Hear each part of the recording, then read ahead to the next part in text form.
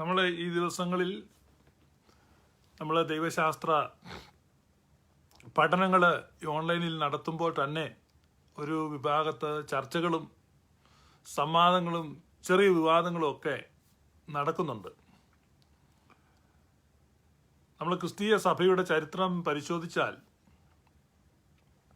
വലിയ വിവാദങ്ങളിലൂടെയും സംവാദങ്ങളിലൂടെയുമാണ് ക്രിസ്തീയ വിശ്വാസം ഉറപ്പിക്കപ്പെട്ടത്. ഇന്ന് അത്തരത്തിലുള്ള സംവാദങ്ങൾക്ക് പ്രസക്തിയില്ല. കാരണം ക്രിസ്തീയ സഭയുടെ വിശ്വാസം ഒരിക്കലായിട്ട് ഉറപ്പിക്കപ്പെട്ടതാണ്. നമ്മൾ ആ ചരിത്രത്തെക്കുറിച്ച് ബോധമുള്ളവരാവുകയാണ് വേണ്ടത്. കാരണം നമ്മൾ കേവലമായി ദൈവശാസ്ത്രത്തെക്കുറിച്ചുള്ള ചെറിയ പരിമിതമായ അറിവ് മാത്രമുള്ളപ്പോൾ ഈ ദൈവശാസ്ത്രത്തിൽ അവഗാഹമുള്ളവർ വളരെ പ്രഗത്ഭരായ പണ്ഡിതന്മാരായ, അതേസമയം തന്നെ വളരെ ആത്മീകരായ, ദൈവത്തെ ധരിച്ചവരായ, മിശിഹായ്ക്ക് അടുത്തവരായ അങ്ങനെയുള്ള പുണ്യാത്മാക്കളുമൊക്കെ ചർച്ച ചെയ്യുകയും സംവാദങ്ങളിൽ ഏർപ്പെടുകയും സുന്നതദോസുകൾ കൂടുകയും അനേകർ തങ്ങളുടെ വിശ്വാസത്തിനു വേണ്ടി ജീവൻ ത്യജിക്കുകയും ഒക്കെ ചെയ്ത് കാലത്തിൻ്റെ ഉരകല്ലിൽ മാറ്റുരയ്ക്കപ്പെട്ട് ആ സംവാദങ്ങളിൽ അനേക ചക്രവർത്തിമാർ പങ്കെടുത്തിട്ടുണ്ട്. കാരണം രാഷ്ട്രീയ മാനം ക്രിസ്തീയ വിശ്വാസ സംവാദങ്ങൾക്കുണ്ടായിരുന്നു.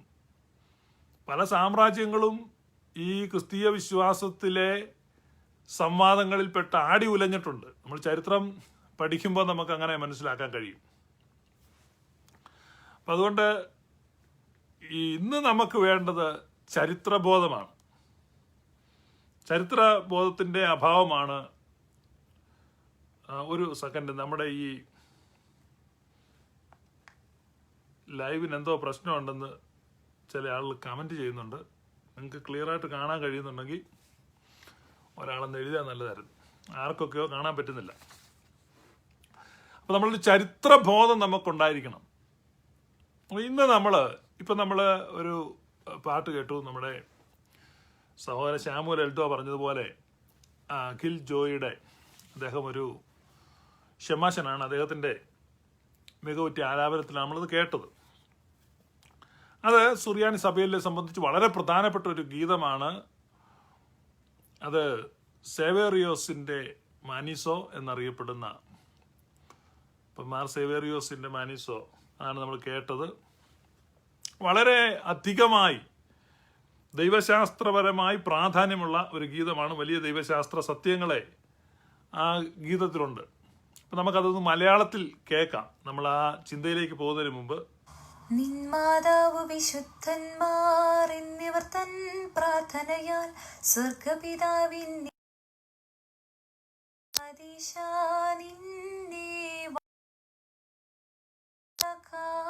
കാരുണ്യത്താൽ പാകതനായി വിമലത ശുചി എന്നിവയുള്ള മഹിമാവിയലും ദൈവജനത്രീ കന്യകയാം മറിയാമീന്തു.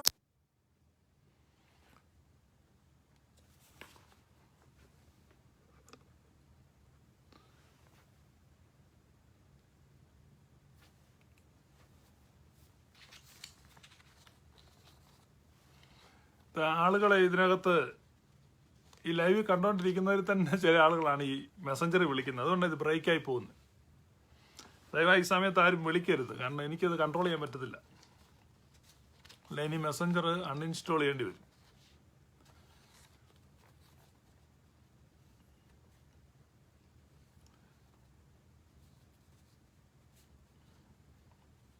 നമ്മളങ്ങനെ ഈ കണ്ടിന്യൂസ് ആയിട്ട് വിളിച്ചുകൊണ്ടിരിക്കുമ്പം നമുക്ക് സംസാരിക്കാൻ പറ്റത്തില്ല. കാരണം നമ്മളിതൊരു തൊഴിലായിട്ട് ചെയ്യുന്നതല്ലല്ലോ. അപ്പോൾ ഇതൊരു പ്രൊഫഷണൽ, എന്നെ സംബന്ധിച്ച് I am not a professional. അപ്പോൾ എനിക്ക് അങ്ങനെ ഈ കണ്ടിന്യൂസ് ആയിട്ട് ഇങ്ങനെ കോൾ വന്നു കഴിഞ്ഞാൽ ഇനിയിപ്പോൾ അതിനൊരു പരിഹാരം കണ്ടുപിടിക്കണം. ഒരു മാജിക്ക് മനുഷ്യനൊന്നുമല്ല, നമുക്ക് അങ്ങനെയൊന്നും പറയാൻ പറ്റത്തില്ല. വെറുതെ ശല്യം ഉണ്ടാക്കുക.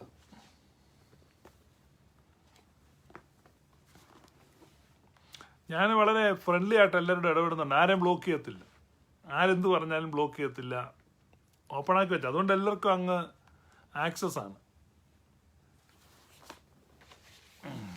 അതൊരു ഇതായിട്ട് എടുക്കുന്നുണ്ടോയെന്ന് എനിക്കൊരു സംശയമുണ്ട്. അതിൻ്റെ അഡ്വാൻറ്റേജ് എടുക്കുകയാണോ എന്ന്. വളരെ ക്ഷമിക്കണം. അപ്പം നമ്മൾ കേട്ടോണ്ടിരുന്നത് മാർ സേവേറിയോസിൻ്റെ മാനിസോ. ഈ സേവേറിയോസ് എന്ന ഈ സഭയിലെ പരിശുദ്ധ പിതാവിനെ കുറിച്ച് സംസാരിക്കാൻ ഞാൻ ഇതിനു മുമ്പ് 3 പ്രാവശ്യം ശ്രമിച്ചിട്ടുണ്ട്. 3 പ്രാവശ്യം തടസ്സമായിരുന്നു. നമ്മൾ ക്രിസ്തീയ സഭയുടെ ചരിത്രത്തിൽ വളരെ പ്രാധാന്യമുള്ള ഒരു വ്യക്തിയാണ് മാർ സേവേറിയോസ്. ഇപ്പം ഞാൻ ഈ ലൈവിൽ കൂടെ സംസാരിച്ചുകൊണ്ടിരിക്കുമ്പോൾ എനിക്കെതിരായിട്ടൊന്നല്ല, ഞാൻ പ്രചരിപ്പിക്കുന്ന ആശയങ്ങൾക്കെതിരായിട്ട്. എന്നോടിപ്പോൾ വ്യക്തിപരമായിട്ട് ആർക്കും പിണക്കം വരേണ്ട ആവശ്യമില്ല. എന്നാൽ ഞാൻ ഉയർത്തുന്ന ആശയങ്ങൾ ചിലരുടെയൊക്കെ ഉറക്കം കെടുത്തുന്നുണ്ട്. അവർ ചില ആളുകൾ പ്രതിരോധവുമായിട്ടൊക്കെ ഇറങ്ങുന്നുണ്ട്. അടുത്ത കോള് എനിക്കറിയത്തില്ല, ലൈവ് കട്ടായി പോവെന്ന്. ബിൻഡോ വർഗീസ് പോൾ. ഇതെല്ലാം മെസ്സഞ്ചർ കോളാണ് വരുന്നത്. മെസ്സഞ്ചർ വിളിക്കുന്നവർ ജസ്റ്റ് ഫേസ്ബുക്കിൽ നോക്കുക ലൈവ് ഉണ്ടോന്ന്. ഈ എന്നാ നമ്മളിങ്ങനെ ഇത് വിളിച്ചോണ്ടിരുന്നത് അത് വളരെ ബുദ്ധിമുട്ടാണ്. അപ്പം എന്നോട് ക്ഷമിക്കുക, കാരണം നമ്മളിങ്ങനെ കോള് നമ്മളെ ഇതാക്കുക.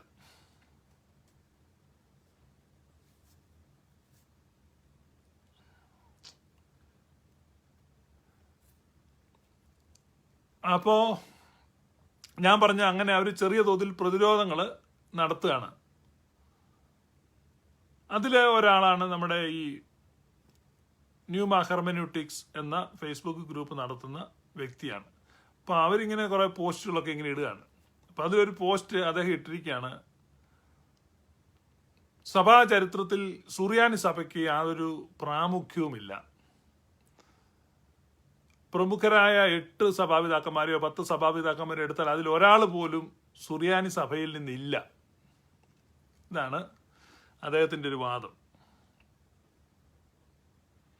അപ്പം നമ്മൾ ആ സഭാചരിത്രത്തിലേക്ക് നമ്മൾ നോക്കേണ്ട ആവശ്യമാണ്. കാരണം ഇത്തരത്തിലുള്ള ആരോപണങ്ങളും ആക്ഷേപങ്ങളും ഒക്കെ വരുമ്പോൾ, അപ്പോൾ നമ്മൾ സഭാചരിത്രത്തിലേക്ക് നോക്കുമ്പോൾ നമ്മൾ ഏറെക്കുറെ ചിന്തിച്ചിട്ടുള്ള കാര്യങ്ങൾ, അതായത് ഒന്നാമത്തെ പൊതു സുന്നോദോസ് നിക്കിയായിൽ നടന്നു, രണ്ടാമത്തേത് കോൺസ്റ്റാന്റിനോപ്പിൾ. അപ്പം നിക്കിയ സുന്നോദോസും കോൺസ്റ്റാന്റിനോപ്പിൾ സുന്നോദോസിൽ വെച്ചാണ് പരിശുദ്ധാത്മാവിനെ സംബന്ധിക്കുന്ന, അതായത് പിതാവും പുത്രനും ആയിട്ടുള്ള ആ ഒരു വിഷയത്തിലാണ് നിക്കിയ സുന്നോദോസിൽ പ്രധാനമായും ചർച്ചകൾ നടന്നത്. അത് അറിയൂസിന്റെ പക്ഷം പുത്രന്റെ ദൈവത്വത്തെ നിഷേധിക്കുകയും എന്നാൽ പുത്രന്റെ ദൈവത്വത്തെ ഉറപ്പിച്ചുകൊണ്ട് നിക്കിയ സുന്നോദോസ് അവസാനിക്കുകയും ചെയ്തു. എന്നാൽ പരിശുദ്ധാത്മാവിന്റെ ഒരു നിർവചനം, അതായത് നമ്മുടെ വിശ്വാസ പ്രമാണത്തിന്റെ 3ാമത്തെ ഖണ്ഡിക നിക്കിയായിൽ വെച്ച് രൂപപ്പെട്ടതല്ല, അത് കോൺസ്റ്റാന്റിനോപ്പിൾ വെച്ചാണ് രൂപപ്പെട്ടത്. നമ്മൾ നിക്കിയ വിശ്വാസ പ്രമാണം എന്ന് പൊതുവെ പറയുമെങ്കിലും അത് ശരിക്കും നിക്കിയ കോൺസ്റ്റാന്റിനോപ്പിൾ വിശ്വാസ പ്രമാണം എന്ന് വേണം പറയാൻ. കാരണം നിക്കിയയിലും കോൺസ്റ്റാന്റിനോപ്പിളിലും കൂടിയാണ് അത് ഉറപ്പിക്കപ്പെട്ടത്. കാരണം നിക്കിയയിൽ വെച്ച് പരിശുദ്ധാത്മാവിന് നിർവചനം എഴുതുവാൻ കഴിഞ്ഞില്ല. കോൺസ്റ്റാന്റിനോപ്പിളിൽ വെച്ചാണ് പരിശുദ്ധാത്മാവിൻ്റെ ആ നിർവചനം, സകലത്തെയും ജീവിപ്പിക്കുന്ന കർത്താവും പിതാവിൽ നിന്ന് പുറപ്പെട്ട് പിതാവിനോടും പുത്രനോടും കൂടെ വന്ദിക്കപ്പെട്ട് സ്തുതിക്കപ്പെട്ട് നിബിയന്മാരും സ്ലീഹന്മാരും മുഖാന്തരം സംസാരിച്ചവനുമായി ജീവനും വിശുദ്ധിയുമുള്ള ഏക പരിശുദ്ധ റൂഹായിലും ഞങ്ങൾ വിശ്വസിക്കുന്നു എന്ന് പറഞ്ഞു കഴിഞ്ഞാൽ ആ നിർവചനം, പരിശുദ്ധാത്മാവിനെ സംബന്ധിക്കുന്ന ആ നിർവചനം, സകലത്തെയും ജീവിപ്പിക്കുന്ന കർത്താവും പിതാവിൽ നിന്ന് പുറപ്പെട്ട് പിതാവിനോടും പുത്രനോടും കൂടെ വന്ദിക്കപ്പെട്ട് സ്തുതിക്കപ്പെടുന്നതും നിബിയന്മാരും സ്ലീഹന്മാരും മുഖാന്തരം സംസാരിച്ചവനുമായി ജീവനും വിശുദ്ധിയുമുള്ള ഏക റൂഹ. അപ്പം ഈ റൂഹായെ സംബന്ധിക്കുന്ന ഈ നിർവചനം കോൺസ്റ്റാന്റിനോപ്പിൾ സുന്നോദോസിൽ രൂപപ്പെട്ടതിനെ കുറിച്ച് ഒരു പാരമ്പര്യമുള്ളത്, ആ നിർവചനം പറഞ്ഞ പിതാവിനെ ഈ സുന്നോദോസ് കഴിഞ്ഞിട്ട് ആരും കണ്ടിട്ടില്ലെന്ന്. അപ്പോൾ അവർ പരസ്പരം അന്വേഷിക്കുമ്പോഴും അവർക്ക് ആർക്കും മനസ്സിലായില്ല ഇത് ആരാണെന്ന്. അപ്പോൾ അതൊരു ദൈവിക പ്രത്യക്ഷതയായിട്ടാണ് കരുതപ്പെടുന്നത്. കാരണം പരിശുദ്ധാത്മാവിനെ സംബന്ധിക്കുന്ന ആ നിർവചനം നിക്കിയായിൽ അവർക്ക് എഴുതാൻ കഴിയാഞ്ഞത് കോൺസ്റ്റാന്റിനോപ്പിളിൽ ഒരു ദൈവത്തിൻ്റെ പ്രത്യക്ഷതയായിട്ട് ഇടപെടലായിട്ട് ഒരു മിസ്റ്റിക് പേഴ്സൺ വന്നാണ് ആ നിർവചനം പറഞ്ഞു കൊടുത്തത്. അപ്പം അത്രയേറെ ശ്രേഷ്ഠമായ ഒരു നിർവചനം ഹോളി സ്പിരിറ്റിനെ പറ്റി ആ സുന്നോദോസിൽ നമുക്ക് കിട്ടി. അതാണ് നിക്യ കോൺസ്റ്റാന്റിനോപ്പിൾ വിശ്വാസ പ്രമാണം. അപ്പം നിക്യ കോൺസ്റ്റാന്റിനോപ്പിൾ വിശ്വാസ പ്രമാണം, അതിനുശേഷമാണ് എഫേസോസ് കൗൺസിൽ വരുന്നത്. ഈ എഫേസോസ് കൗൺസിൽ വിളിച്ചുകൂട്ടാൻ പ്രധാനമായും മുൻകൈ എടുത്തത് സിറിൽ ഓഫ് അലക്സാണ്ട്രിയ എന്ന സഭാപിതാവാണ്. അലക്സാണ്ട്രിയയിലെ സിറിൽ. അദ്ദേഹം അത് വിളിച്ചുകൂട്ടാൻ തന്നെ പ്രധാന കാരണം നെസ്റ്റോറിയന്റെ വേദവിപരീതം ആ കാലഘട്ടങ്ങളിൽ വളരെ പ്രബലപ്പെട്ടതുകൊണ്ട് അതിനെതിരായിട്ടാണ്. ഇപ്പം നെസ്റ്റോറിനും സിറിലുമായിട്ട് നടന്ന കത്തിടപാടുകളൊക്കെ ഉണ്ട്. അതൊക്കെ നിങ്ങൾക്ക് വായിക്കാൻ കിട്ടും, നമുക്ക് ഓൺലൈനിലൊക്കെ വായിക്കാം. വളരെ ദീർഘമായ കത്തിടപാടുകളും. അപ്പം അത് ക്രിസ്തുവിൻ്റെ ദൈവത്വത്തെ സംബന്ധിക്കുന്ന, അപ്പം അതേ സംബന്ധിക്കുന്ന ചില പ്രധാന തീരുമാനങ്ങളാണ് എഫേസോസ് സുന്നോദോസ് നടന്നത്. വളരെ സംഭവബഹുലമായ ഡ്രമാറ്റിക് ആയിട്ടുള്ള ഒരു സുന്നോദോസ് ആയിരുന്നത്. കാരണം പല സംഘങ്ങളായിട്ട് ബിഷപ്പുമാർ വരുന്നതും ഇറ്റ്സ് വെരി ഇൻട്രസ്റ്റിംഗ്, വായിക്കാൻ നിങ്ങൾക്ക് നല്ല ചരിത്രമാണ്. അപ്പം ആ സുന്നോദോസിൽ ചില തീരുമാനങ്ങൾ എഫേസോസ് സുന്നോദോസിലുണ്ടായ ക്രിസ്റ്റോളജിയെ സംബന്ധിക്കുന്ന ധാരണകൾ, തീരുമാനങ്ങൾ, അതിനെ പൊതുവെ സിറിലിയൻ ക്രിസ്റ്റോളജി എന്ന് പറയും. സിറിൽ ഓഫ് അലക്സാണ്ട്രിയയുടെ നേതൃത്വത്തിലാണ് ആ സുന്നോദോസ് നടന്നത്. അപ്പം ഇതൊക്കെയാണ് ഇതിൻ്റെ ഒരു പശ്ചാത്തലം. AD 431 എഫേസോസിലെ കൗൺസിൽ ഉണ്ടാകുന്നത്. ഇതാണ് സഭയിലെ 3 പൊതു സുന്നോദോസുകൾ ഉണ്ട്. സുറിയാനി സഭ അംഗീകരിക്കുന്ന, അല്ലെങ്കിൽ ഇപ്പോൾ കേരളത്തിലുള്ള ഓർത്തഡോക്സ് യാക്കോബായ സഭകളൊക്കെ അംഗീകരിക്കുന്ന സുന്നോദോസുകളാണ് ഈ സുന്നോദോസുകൾ. ഫസ്റ്റ് 7 എക്യുമെനിക്കൽ കൗൺസിൽസ് എന്നൊക്കെ നമുക്ക് കാണാൻ പറ്റും. ആദ്യത്തെ 7 കൗൺസിൽ, പക്ഷേ 7 കൗൺസിൽ എക്യുമെനിക്കൽ അല്ല. ഈ നിക്യ കോൺസ്റ്റാന്റിനോപ്പിൾ എഫേസോസ് ഈ 3 സുന്നോദോസോട് കൂടി സഭയിൽ വേർതിരിവുകൾ ഉണ്ടാവുകയാണ്. 4ാമത്തെ സുന്നോദോസ് ആണ് ഈ ചാൽസിഡൻ സുന്നോദോസ്. നമ്മൾ കൽക്കദിയോൻ സുന്നോദോസ് എന്ന് പറയും, ചിലർ കൽക്കിയോൻ സുന്നോദോസ് എന്ന് പറയും. അപ്പോൾ ഈ വക പേരുകളുടെ കാര്യത്തിൽ നമുക്ക് ഉച്ചാരണത്തിന് നിർബന്ധമൊന്നും പിടിക്കാൻ പറ്റത്തില്ല. അവനവൻ്റെ സ്വാതന്ത്ര്യത്തിന് അത് ആവിഷ്കർത്താവിൻ്റെ സ്വാതന്ത്ര്യത്തിൽ ഉച്ചരിക്കുക എന്നുള്ളതേ ഉള്ളൂ. കാരണം അതൊക്കെ സ്ഥലപ്പേരുകളാണ്. ഇപ്പം ചിലപ്പോൾ ഞാൻ ചില പേരുകൾ പറയുമ്പോൾ ചില ആളുകൾ എന്നെ ഫോൺ വിളിച്ചത് അങ്ങനെയല്ല പറയേണ്ടത്, ഇങ്ങനെയാണ് പറയേണ്ടതെന്ന് പറയും. അത് നമുക്ക് നിർബന്ധം പിടിക്കാൻ കഴിയത്തില്ല. കാരണം തിരുവനന്തപുരം എന്ന ഒരു നല്ല സ്ഥലപ്പേര് സായിപ്പ് വന്നിട്ട് ട്രിവാൻഡ്രം എന്ന് പറഞ്ഞു കഴിഞ്ഞപ്പോൾ ആർക്കും പണക്കമില്ല. കാരണം പറഞ്ഞത് സായിപ്പാണ്, അയാളുടെ തൊലി വെളുത്തിരുന്നു. ഇപ്പം എൻ്റെ തൊലി ഇരുണ്ടിരിക്കുമ്പോൾ ഞാൻ കൃത്യമായിട്ട് ഉച്ചരിക്കണമെന്ന് നിങ്ങൾ നിർബന്ധം പിടിക്കും. അപ്പം കൽക്കട്ട എന്നുള്ളതിന് സായിപ്പ് കാൽക്കൂട്ട എന്ന് പറഞ്ഞപ്പോഴും കുഴപ്പമില്ല. അപ്പം ഭാരതം എന്ന നല്ലൊരു രാജ്യമായിരുന്നു, അത് ഇന്ത്യയാക്കി മാറ്റി. കൊച്ചിയെ കൊച്ചിൻ ആക്കി, കൊല്ലം എന്നുള്ളതിനെ കൊയിലോൺ എന്നാക്കി. അങ്ങനെയൊക്കെ ആക്കിയപ്പം കുഴപ്പമില്ല. നമ്മുടെ യേശുവിനെ സായിപ്പ് ജീസസ് ആക്കി, നമ്മുടെ പത്രോസിനെ സായിപ്പ് പീറ്റർ ആക്കി, നമ്മുടെ മത്തായിയെ സായിപ്പ് മാത്യു ആക്കി. പക്ഷെ നമ്മുടെ ആളുകൾ മാത്യു എന്നാണ് പറയുന്നത്. സത്യത്തിൽ ഒറിജിനൽ പേരുമായിട്ട് ഏറ്റവും ചേർന്ന് നിൽക്കുന്ന മത്തായി എന്നാണ്. മത്തായി എന്ന് തന്നെയാണ് ആ സുറിയാനി പേര്, ഒറിജിനലി വിളിക്കപ്പെട്ട പേര്. ഇപ്പം നമ്മുടെ മലയാളത്തിലെ പേരുകളാണ് കൂടുതൽ അടുത്ത് നിൽക്കുന്നത്. സായിപ്പിൻ്റെ നല്ല നർത്തം. അപ്പം നമുക്ക് സായിപ്പ് പറയുമ്പോഴാണ് കൂടുതൽ ആധികാരികത ഫീൽ ചെയ്യുന്നത്. അതുകൊണ്ടാണ്. അപ്പം എന്തുവാട്ടെ, അപ്പം ഈ കൽക്കിയോൻ സുന്നോദോസ് ആണ് സഭയിൽ ഏറ്റവും വലിയ പ്രശ്നമുണ്ടായത്. കാരണം നെസ്തോറിയൻ്റെ വിപരീതത്തെ അനാത്തമൈസ് ചെയ്യുക എന്നുള്ള ഒരു ഉദ്ദേശത്തിലാണ് ഈ കൽക്കിയോൻ സുന്നോദോസ് വരുന്നത്. അപ്പോൾ ഈ കൽക്കിയോൻ സുന്നോദോസിൽ യേശുക്രിസ്തുവിൻ്റെ ദൈവത്വം, അതിൽ ഏക സ്വഭാവവാദം, സ്വഭാവവാദം, അങ്ങനെ ഒരു തർക്കമുണ്ടാകുകയാണ്. അത് ക്രിസ്തുവിന് ഏക സ്വഭാവമാണുള്ളത്, ക്രിസ്തുവിന് 2 സ്വഭാവമാണ് ഉള്ളത്, ഇങ്ങനെയുള്ള വാദമാണ് അവിടെ ഉണ്ടായത്. അതിൻ്റെ ഇച്ചിരി കുറെ കൂടെ ഡീറ്റെയിൽഡ് ആയിട്ട് അത് എങ്ങനെയൊക്കെയാണ് ആ വാദങ്ങൾ, ഏതെല്ലാം കോണുകളിൽ നിന്നുള്ള വാദങ്ങളാണ് വന്നതെന്നുള്ളതിൻ്റെ സൂക്ഷ്മമായ വിശദീകരണങ്ങൾ നമ്മൾ അടുത്ത ദിവസങ്ങളിൽ ചിന്തിക്കും. എന്താണ് ക്രിസ്റ്റോളജി അഥവാ ക്രിസ്തുവിജ്ഞാനീയത്തിൽ സംഭവിച്ചത്. ഇന്ന് നമ്മൾ വളരെ പരിശുദ്ധനായ ഈ സഭാപിതാവിനെ സംബന്ധിച്ച് അദ്ദേഹത്തെ ചുറ്റിപ്പറ്റിയുള്ള കാര്യങ്ങളാണ് ചിന്തിക്കുന്നത്. മാർ സേവേറിയോസ് എന്ന ഈ സഭാപിതാവ് ഏഷ്യ മൈനറിൽ ജനിച്ച സോസോപോളിസ്, പിസിദിയയ്ക്കടുത്തുള്ള സോസോപോളിസിൽ ജനിച്ച ഒരു സഭാപിതാവാണ്. ഇദ്ദേഹത്തിൻ്റെ പിതാമഹൻ എഫേസോസ് കൗൺസിലിൽ പങ്കെടുത്ത ഒരു ബിഷപ്പായിരുന്നു. അദ്ദേഹത്തിൻ്റെയും പേര് സെവേറിയോസ് എന്നായിരുന്നു. അതേ പേരാണ് ഇദ്ദേഹത്തിനിട്ടത്. എന്നാൽ ഈ കുഞ്ഞ് ജനിച്ചപ്പോൾ ഇത് സുറിയാനി സഭയുടെ ഒരു പ്രധാന വ്യക്തിയായി തീരുമെന്ന ഒരു സ്വപ്നം തൻ്റെ പിതാമഹനുണ്ടായി. അതോ തുടർന്നാണ് ആ പേര് തന്നെ ഇടാൻ അദ്ദേഹം തീരുമാനിച്ചത്. കാരണം അത്ര ശ്രേഷ്ഠമായ ഒരു ജന്മമാണെന്ന് ഒരു സ്വപ്നമുണ്ടായി. ഇദ്ദേഹം വളരെ സമ്പന്നമായ ഒരു കുടുംബത്തിലാണ് ഈ സേവേറിയോസ് ജനിച്ചത്. ഞാൻ ഈ പറയുന്നത്, നമ്മൾ ഈ പിതാക്കന്മാരെ കുറിച്ചൊക്കെ പഠിക്കുമ്പോൾ ഞാൻ കഴിഞ്ഞ ദിവസവും പറഞ്ഞതാണ്, most of them were from well affluent families. സമൂഹത്തിൽ ഉന്നത കുലജാതരായവരും വളരെ സാമ്പത്തിക സ്ഥിതിയുള്ളവരും റോയൽ ഫാമിലി എന്നുള്ളവരും ഒക്കെയാണ് അന്നത്തെ കാലത്ത് ഈ സന്യാസത്തിലേക്ക് ഇറങ്ങി തിരിച്ചത്, ദൈവശാസ്ത്രത്തിലേക്കും ഒക്കെ. ഇന്നെന്ന് പറഞ്ഞാൽ നാട്ടുഭാഷ പറഞ്ഞ ഒരു ഗതിയും പരഗതി ഇല്ലാത്തവരാണ് സുവിശേഷവനിക്ക് പോകാന്ന് പറഞ്ഞു. മക്കളുണ്ടായാൽ തന്നെ കഴിവുള്ള ഒരാളുണ്ടെ ഡോക്ടറാക്കും, ഇച്ചിരിയുടെ കഴിവുള്ള പറഞ്ഞാൽ എൻജിനീയർ ആക്കും, തീരെ കൊള്ളുകയല്ലാത്തവനെ അവന് വല്ല അച്ഛനോ വല്ല ആക്കിയേക്കാന്ന്, അല്ലെങ്കിൽ ഉപദേശിയാക്കാൻ വിടും. ഇതിൻ്റെ ഈ ക്വാളിറ്റി കുറഞ്ഞു. ഞാനത് പറഞ്ഞു, ഈ സഭയുടെ ആദ്യകാലത്ത് എന്തുകൊണ്ടാണ് ഇത്ര ദുർഗ്രഹമായ വിഷയങ്ങളിൽ ഇത്ര ആഴമായ ദൈവശാസ്ത്ര ചിന്തകളുണ്ടായത്?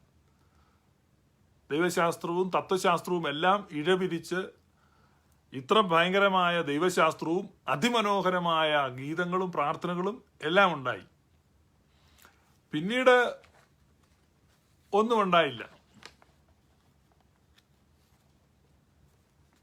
അതിൻ്റെ കാരണം ഇതാണ്. അപ്പം അന്നത്തെ കാലത്ത് വളരെ ഉന്നതമായ കുടുംബങ്ങളിൽ നിന്ന്, ഇപ്പം ഈ സേവേറിയോസ് വളരെ ഉയർന്നൊരു, അദ്ദേഹത്തിൻ്റെ പിതാവ് സിറ്റി കൗൺസിലുണ്ടായിരുന്ന ആളാണ്, വളരെ സമ്പന്നനായിരുന്നു. അദ്ദേഹം പഠിക്കാൻ വേണ്ടി ഗ്രീസിലേക്ക് പോയി, വിദ്യാഭ്യാസത്തിന് വേണ്ടി. പഠിക്കാൻ പോയത് ലോ പഠിക്കാൻ വേണ്ടി, നിയമം പഠിക്കാൻ വേണ്ടി, പ്രസംഗ കല പഠിക്കാൻ വേണ്ടി, തത്വശാസ്ത്രം പഠിക്കാൻ വേണ്ടി, ഫിലോസഫി, ഇതൊക്കെ പഠിക്കാൻ വേണ്ടിയാണ് അദ്ദേഹം അലക്സാണ്ട്രിയയിലേക്ക് പോയി. അലക്സാണ്ട്രിയ അന്നത്തെ വിദ്യാഭ്യാസ കേന്ദ്രമായിരുന്നു. അലക്സാണ്ട്രിയയെക്കുറിച്ചൊക്കെ നമ്മൾ പഠിച്ചിട്ടുണ്ട്. ടോളമി രണ്ടാമൻ്റെ കാലത്ത് അവിടെ വലിയ ലൈബ്രറി ഉണ്ടായതും അതേ തുടർന്ന് അവിടെ സെപ്റ്റ്വജന്റ്, എബ്രായ ബൈബിളിൻ്റെ ഗ്രീക്ക് പരിഭാഷ ഉണ്ടായതും ഒക്കെ നമ്മൾ ചിന്തിച്ചിട്ടുണ്ട്. അപ്പോൾ അലക്സാണ്ട്രിയ ഒരു യവന സംസ്കാരത്തിൻ്റെ കളിത്തൊട്ടിലായിരുന്നു. മനുഷ്യവിജ്ഞാനത്തിൻ്റെ അന്നത്തെ ഒരു പ്രധാന കേന്ദ്രമായിരുന്നു. ഇന്നത്തെ ഒരു കമ്പയർ ചെയ്ത് പറഞ്ഞാൽ ഹാർവാർഡിൽ പഠിക്കാൻ പോയി, ഹാർവാർഡ് യൂണിവേഴ്സിറ്റിയിലേക്ക് പോയി എന്ന് പറയുന്നതിന് തുല്യമായ ഒരു അനുഭവമായിരുന്നു അന്നത്തെ കാലത്ത് അലക്സാണ്ട്രിയയിലേക്ക് പഠിക്കാൻ പോയി എന്ന് പറയുന്നത്. അപ്പോൾ അലക്സാണ്ട്രിയയിൽ പഠിക്കാൻ പോയി അദ്ദേഹം വ്യാകരണവും പ്രസംഗശാസ്ത്രവും നിയമവും ഒക്കെയാണ് ഐച്ഛിക വിഷയങ്ങളായിട്ട് എടുത്തത്. അതൊക്കെ പഠിക്കാനാണ് പോയത്. അവിടെ വെച്ച് അദ്ദേഹത്തിന് ചില സുഹൃത്തുക്കളെ കിട്ടി. അപ്പം ഇദ്ദേഹം സെക്കുലർ വിദ്യാഭ്യാസത്തിന് വേണ്ടിയാണ് പോയത്. അദ്ദേഹം മാമോദിസ സ്വീകരിച്ച ഒരാളായിരുന്നില്ല. എന്നാൽ അവിടെ ചില ക്രിസ്തീയ സുഹൃത്തുക്കളെ കിട്ടുകയും അവരുമായിട്ടുള്ള പരിചയത്തിൽ ഇദ്ദേഹം സഭാപിതാക്കന്മാരുടെ രചനകൾ വായിക്കാൻ തുടങ്ങുകയും അങ്ങനെ ഗ്രിഗറി ഓഫ് നാസിയാനസും കെസറിയയിലെ ബേസിലും നമ്മുടെ ഭാഷയിൽ പറഞ്ഞാൽ ഗ്രിഗോറിയോസിൻ്റെയും ബെസേലിയോസിൻ്റെയും ഒക്കെ രചനകൾ വായിക്കുകയും അതിൽ ആകൃഷ്ടനാവുകയും തുടർന്ന് അദ്ദേഹം ഒരു മാമോദിസ സ്വീകരിക്കുകയൊക്കെ ചെയ്തു. ആ കാലഘട്ടത്തിൽ അദ്ദേഹം ലോ പാസ്സായി, നിയമം പാസ്സായി കഴിഞ്ഞപ്പോൾ അദ്ദേഹം പൂർണ്ണ സമയം സന്യാസം സ്വീകരിച്ചു. സന്യാസ ജീവിതത്തിലേക്ക് ആകൃഷ്ടനാകുകയും, കാരണം അന്ന് അവർ കൂട്ടുകാരെല്ലാം കൂടെ ചേർന്ന് എല്ലാ ദിവസവും വൈകുന്നേരം ചർച്ച് ഓഫ് റിസറക്ഷൻ എന്ന് പറഞ്ഞ പള്ളിയിൽ ഒരുമിച്ച് കൂടി എല്ലാ ദിവസവും പ്രാർത്ഥിക്കുമായിരുന്നു. അങ്ങനെ നിരന്തരമായ കൂട്ടായ്മ ബന്ധത്തിലൂടെ തനിക്കൊരു ദൈവവിളി ഉണ്ടായി. താൻ സന്യാസം സ്വീകരിച്ച് അതികഠിനമായ സന്യാസത്തിലേക്ക് താൻ മാറി. ആ സന്യാസത്തിനിടയ്ക്ക് തനിക്കൊരു രോഗബാധ ഉണ്ടാകുകയും താൻ മറ്റൊരു മൊണാസ്ട്രിയിലേക്ക് പോവുകയും ആ മൊണാസ്ട്രിയിൽ വെച്ച് തനിക്ക് വൈദിക പട്ടം കിട്ടുകയും ചെയ്തു. എപ്പിഫാനിയോസ് എന്ന ഒരു ബിഷപ്പാണ് അദ്ദേഹത്തിന് വൈദിക പട്ടം കൊടുത്തത് എന്നാണ് എൻ്റെ ഓർമ്മ. അങ്ങനെ അദ്ദേഹത്തിന് വൈദിക പട്ടം കിട്ടി. തുടർന്ന് പല മൊണാസ്ട്രികൾ മാറി മാറി പിന്നെ ഒരു മരുഭൂമിയിലേക്ക് പോയി വളരെ കഠിനമായ പ്രാർത്ഥനകളിലൊക്കെ ഏർപ്പെടുന്നുണ്ട്. അപ്പോൾ ആ സമയത്ത് ഈ മയൂമ എന്ന് പറഞ്ഞ സ്ഥലത്താണ് ഇദ്ദേഹം താമസിക്കുന്നത്. ആ സമയത്താണ് ഈ ഞാൻ മുമ്പേ പറഞ്ഞ ആ സുന്നോദോസ്, അതായത് കൽക്കിദിയോൻ സുന്നോദോസിൽ 2 വിഭാഗമായിട്ട്, അതായത് കൽക്കിദിയോനെ അംഗീകരിക്കുന്നവരും അംഗീകരിക്കാത്തവരും, അങ്ങനെ 2ആയിട്ട് തിരിഞ്ഞു. ആ ക്രിസ്തുവിൻ്റെ ഏകസ്വഭാവവാദവും ഇരുസ്വഭാവവാദവും തമ്മിലുള്ള ആ ക്ലാഷാണ്. അപ്പം ആ കൽക്കിദിയോനെ അംഗീകരിക്കാത്ത ആളുകൾ, അവർക്കെതിരായിട്ടുള്ള വളരെ വ്യാപകമായ പ്രചരണങ്ങൾ, അവരെ ഉപദ്രവിക്കുന്നൊക്കെ അന്ന് നടക്കുന്നുണ്ട്. വളരെ കഠിനമായ പീഡനങ്ങളുണ്ട്. അപ്പം ഈ സെവേറിയോസിനെ സംബന്ധിച്ച് അദ്ദേഹം കൽക്കിയോൻ നിലപാടുകളെ അംഗീകരിക്കാത്ത വ്യക്തിയാണ്. യഥാർത്ഥത്തിൽ എഫേസോസിൽ സിറിൾ ഓഫ് അലക്സാണ്ട്രിയ എന്ന് പറഞ്ഞാൽ സഭാപിതാവായ സിറിള് പറഞ്ഞതിന് അനുകൂലമായിട്ടാണ് തങ്ങൾ ഈ കൽക്കിയോനിൽ തീരുമാനിച്ചിരിക്കുന്നതെന്നാണ് അവർ പ്രചരിപ്പിക്കുന്നത്. പക്ഷേ വാസ്തവത്തിൽ സിറിളിൻ്റെ എഴുത്തുകളോട് നീതി പുലർത്താത്ത തീരുമാനമാണ് ഈ സുന്നോദോസിൽ ഉണ്ടായിട്ടുള്ളതെന്നുള്ള തിരിച്ചറിവ് ഈ സെവേറിയോസിനുണ്ടാവുകയും ആ സിറിളിൻ്റെ എഴുത്തുകളുടെ ആശയങ്ങളെ അതേ തീവ്രതയിൽ ഉൾക്കൊണ്ട് അതിനെ പ്രചരിപ്പിക്കാൻ വേണ്ടിയാണ് താൻ ശ്രമിക്കുകയും ചെയ്തത്. ആ കാലഘട്ടത്തിൽ അവിടെ ഒരു പ്രസംഗം വന്ന് വളരെ ശക്തമായി പ്രസംഗിക്കാൻ തുടങ്ങി. വളരെ ശക്തമായി അദ്ദേഹം പ്രസംഗിച്ചു.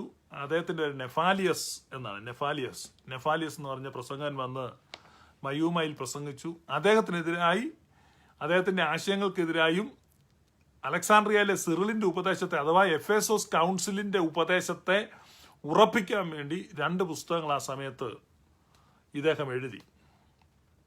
2 പുസ്തകങ്ങൾ. ആ സമയത്ത് ജെറുസലേമിലെ പാത്രിയർക്കീസ് ഏലിയാസ് എന്ത് ചെയ്യുന്നു വെച്ച് കഴിഞ്ഞാൽ നെഫാലിയോസിനെ ചുമതലപ്പെടുത്തി ഈ നോൺ കൽക്കിദിയോൻ സ്റ്റാൻഡിൽ നിൽക്കുന്ന എല്ലാവരെയും പുറത്താക്കാനും സഭയെ ശുദ്ധീകരിക്കാനും. ഇദ്ദേഹം അന്ന് വളരെ ശക്തനായ പ്രസംഗകനാണ് നെഫാലിയോസ്. അപ്പം നെഫാലിയോസിനോട് യെരുശലേമിലെ പാത്രിയർക്കീസ് അവരൊക്കെ എന്ന് പറഞ്ഞാൽ ഇതാണ് സത്യവിശ്വാസം, ഏതാണ് 4-ാം സുന്നോദോസിൻ്റെ തീരുമാനമാണ്, അതാണ് സത്യം എന്ന് പറഞ്ഞ് അതിനെതിരെ നിൽക്കുന്നവരെ എല്ലാം അമർച്ച ചെയ്യുവാനുള്ള കൽപ്പന, ആജ്ഞ നെഫാലിയോസിന് കിട്ടി. അതേ തുടർന്ന് എല്ലാ മഠങ്ങളിൽ നിന്നും, മഠങ്ങളെന്ന് ഞാൻ പറഞ്ഞത് ഈ സന്യാസ ആശ്രമങ്ങൾ, എല്ലാ സന്യാസ ആശ്രമങ്ങളിൽ നിന്നും റെയ്ഡ് ചെയ്ത് നോൺ കാൽക്കിദിയോൻ സ്റ്റാൻഡിൽ നിൽക്കുന്ന സകല സന്യസ്തരെയും അതാത് ആശ്രമങ്ങളിൽ നിന്ന് പുറത്താക്കാനുള്ള ഒരു തീരുമാനം ഉണ്ടായത്. അങ്ങനെ ആശ്രമങ്ങളെ ശുദ്ധീകരിക്കുക. അങ്ങനെ ആശ്രമങ്ങൾ ശുദ്ധീകരിക്കപ്പെടുന്നതിൻ്റെ ഭാഗമായി നമ്മുടെ ഈ സെവേറിയോസും തൻ്റെ ആശ്രമത്തിൽ നിന്ന് പുറത്താക്കപ്പെട്ടു. തന്നോടൊപ്പം പുറത്താക്കപ്പെട്ട 200ഓളം സന്യസ്തരുമായിട്ട് താൻ ഒരുമിച്ച് കോൺസ്റ്റാന്റിനോപ്പിളിലേക്ക് പോയി. അത് ബൈസന്റൈൻ എംപറർ ജസ്റ്റീനിയനെ കണ്ട് തങ്ങളുടെ പ്രശ്നങ്ങൾ പറയാൻ വേണ്ടിയാണ് പോയത്, ചക്രവർത്തിയെ കാണാൻ വേണ്ടി. കാരണം ഇങ്ങനെ ഇവരെല്ലാം പുറത്താക്കപ്പെട്ടിരിക്കുകയാണ്. ആ സമയത്ത് ഈ ജസ്റ്റീനിയൻ എന്ന ചക്രവർത്തി ഈ ഇവരോട് അനുഭാവമുള്ള ആളായിരുന്നു. അതായത് ഈ കൽക്കിദിയോൻ സുന്നോദോസിലെ തീരുമാനം അത്ര ശരിയല്ല എന്നുള്ളൊരു ചിന്തയായിരുന്നു ജസ്റ്റീനിയൻ ചക്രവർത്തിക്ക്. അതുകൊണ്ട് ജസ്റ്റീനിയൻ ചക്രവർത്തി അദ്ദേഹത്തോട് അല്പം അനുഭാവമായ നിലപാടുകൾ സ്വീകരിക്കുകയും ആ സമയത്ത് കോൺസ്റ്റാന്റിനോപ്പിളിൽ പാത്രികീസായിരുന്ന മാസിഡോണിയസ്, കോൺസ്റ്റാന്റിനോപ്പിളിലെ ബിഷപ്പ് മാസിഡോണിയസുമായിട്ട് സേവേറിയസിൻ്റെ ഒരു ഡയലോഗ് നടക്കുകയൊക്കെ ചെയ്തു. അവർ തമ്മിൽ സംസാരിച്ചു. ചക്രവർത്തി വളരെ ശ്രദ്ധിച്ച് കേൾക്കുകയൊക്കെ ചെയ്തു. അങ്ങനെ ചക്രവർത്തി സേവേറിയസിന് അനുഭാവപൂർവമായ തീരുമാനങ്ങളൊക്കെ ആ സമയത്ത് എടുക്കുന്നുണ്ട്. ആ സമയത്ത്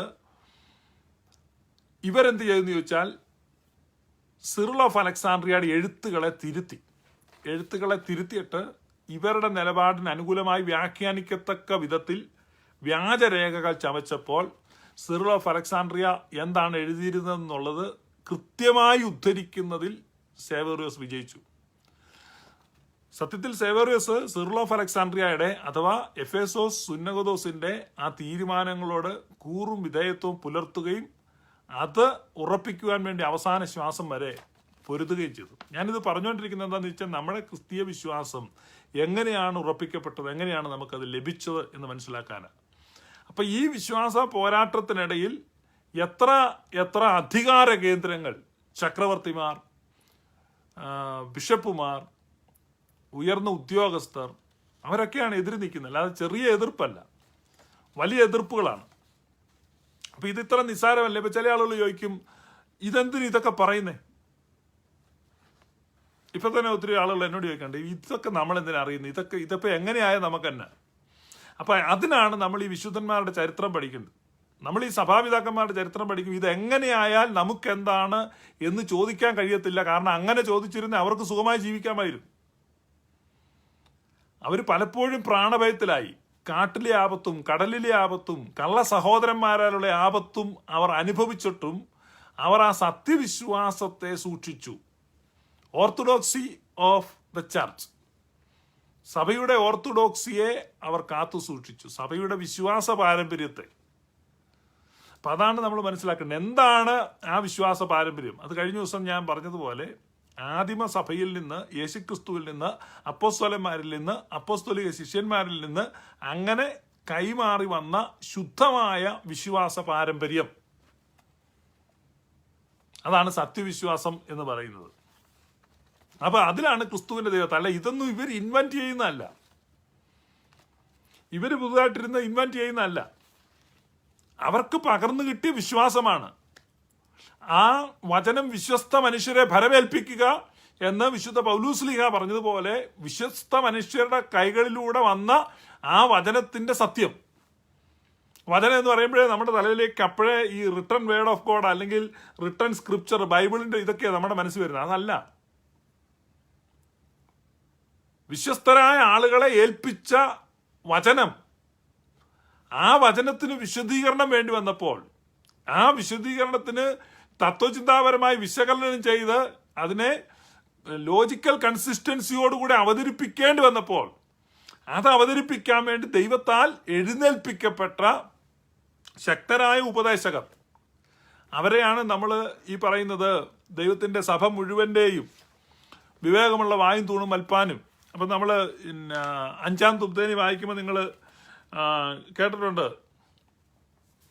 നമ്മുടെ കർത്താവായ യേശു മിശിഹായുടെ മനുഷ്യാവതാരത്തെക്കുറിച്ച് സ്പഷ്ടമായി തെളിയിച്ചവനും സത്യവാനും ഉന്നത ഗോപുരവുമായ പ്രസിദ്ധനായ മാർ കൂറിലോസും സുറിയാനിക്കാരുടെ കിരീടവും ദൈവത്തിന്റെ പരിശുദ്ധ സഭ മുഴുവന്റെയും വിവേകമുള്ള വായും തൂണും മൽപ്പാനും പുഷ്പങ്ങൾ കൊണ്ട് നിറഞ്ഞ മേച്ചിൽ സ്ഥലവും മറിയാം സംശയം കൂടാതെ ദൈവമാതാവെന്ന് എല്ലായ്പ്പോഴും പ്രസംഗിച്ചവനുമായ ഞങ്ങളുടെ പാത്രീർക്കീസ് മോർ സേവേറിയോസും.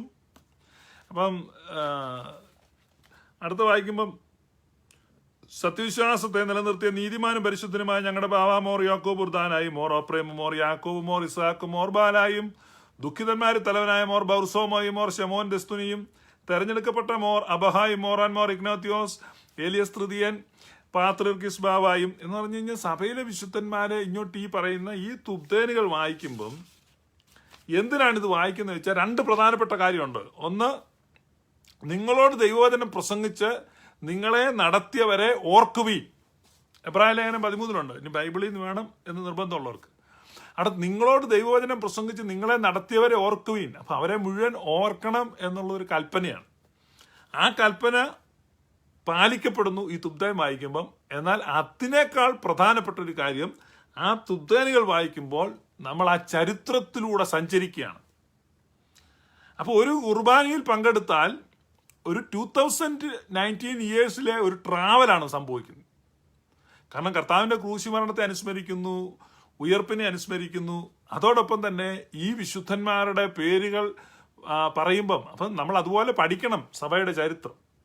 അപ്പം ആ സഭയുടെ ചരിത്രം പഠിക്കുമ്പോൾ ഉപദേശങ്ങൾ എങ്ങനെ രൂപപ്പെട്ടു. അപ്പം ഇത് വായിക്കുമ്പം എന്നെ സംബന്ധിച്ച് ഞാൻ ഇത് കേൾക്കുന്ന സമയത്ത് ദൈവത്തിന്റെ പരിശുദ്ധ സഭ മുഴുവന്റെയും വിവേകമുള്ള വായും തൂണും മൽപ്പാനും പുഷ്പങ്ങൾ കൊണ്ട് നിറഞ്ഞ മേച്ചിൽ സ്ഥലവും അറിയാം സംശയം കൂടാതെ ദൈവമാതാവെന്ന് എല്ലായ്പ്പോഴും പ്രസംഗിച്ചവനുമായ ഞങ്ങളുടെ പാത്രീർക്കീസ് മോർ. ഇത് കേൾക്കുമ്പോഴേ നമ്മുടെ മനസ്സിലേക്ക് ഒരു ഒരു മൂവി പോലെ, ഒരു സിനിമ പോലെ ഈ സേവേറിയസിന്റെ ജീവിതം കടന്നു വരികയാണ്.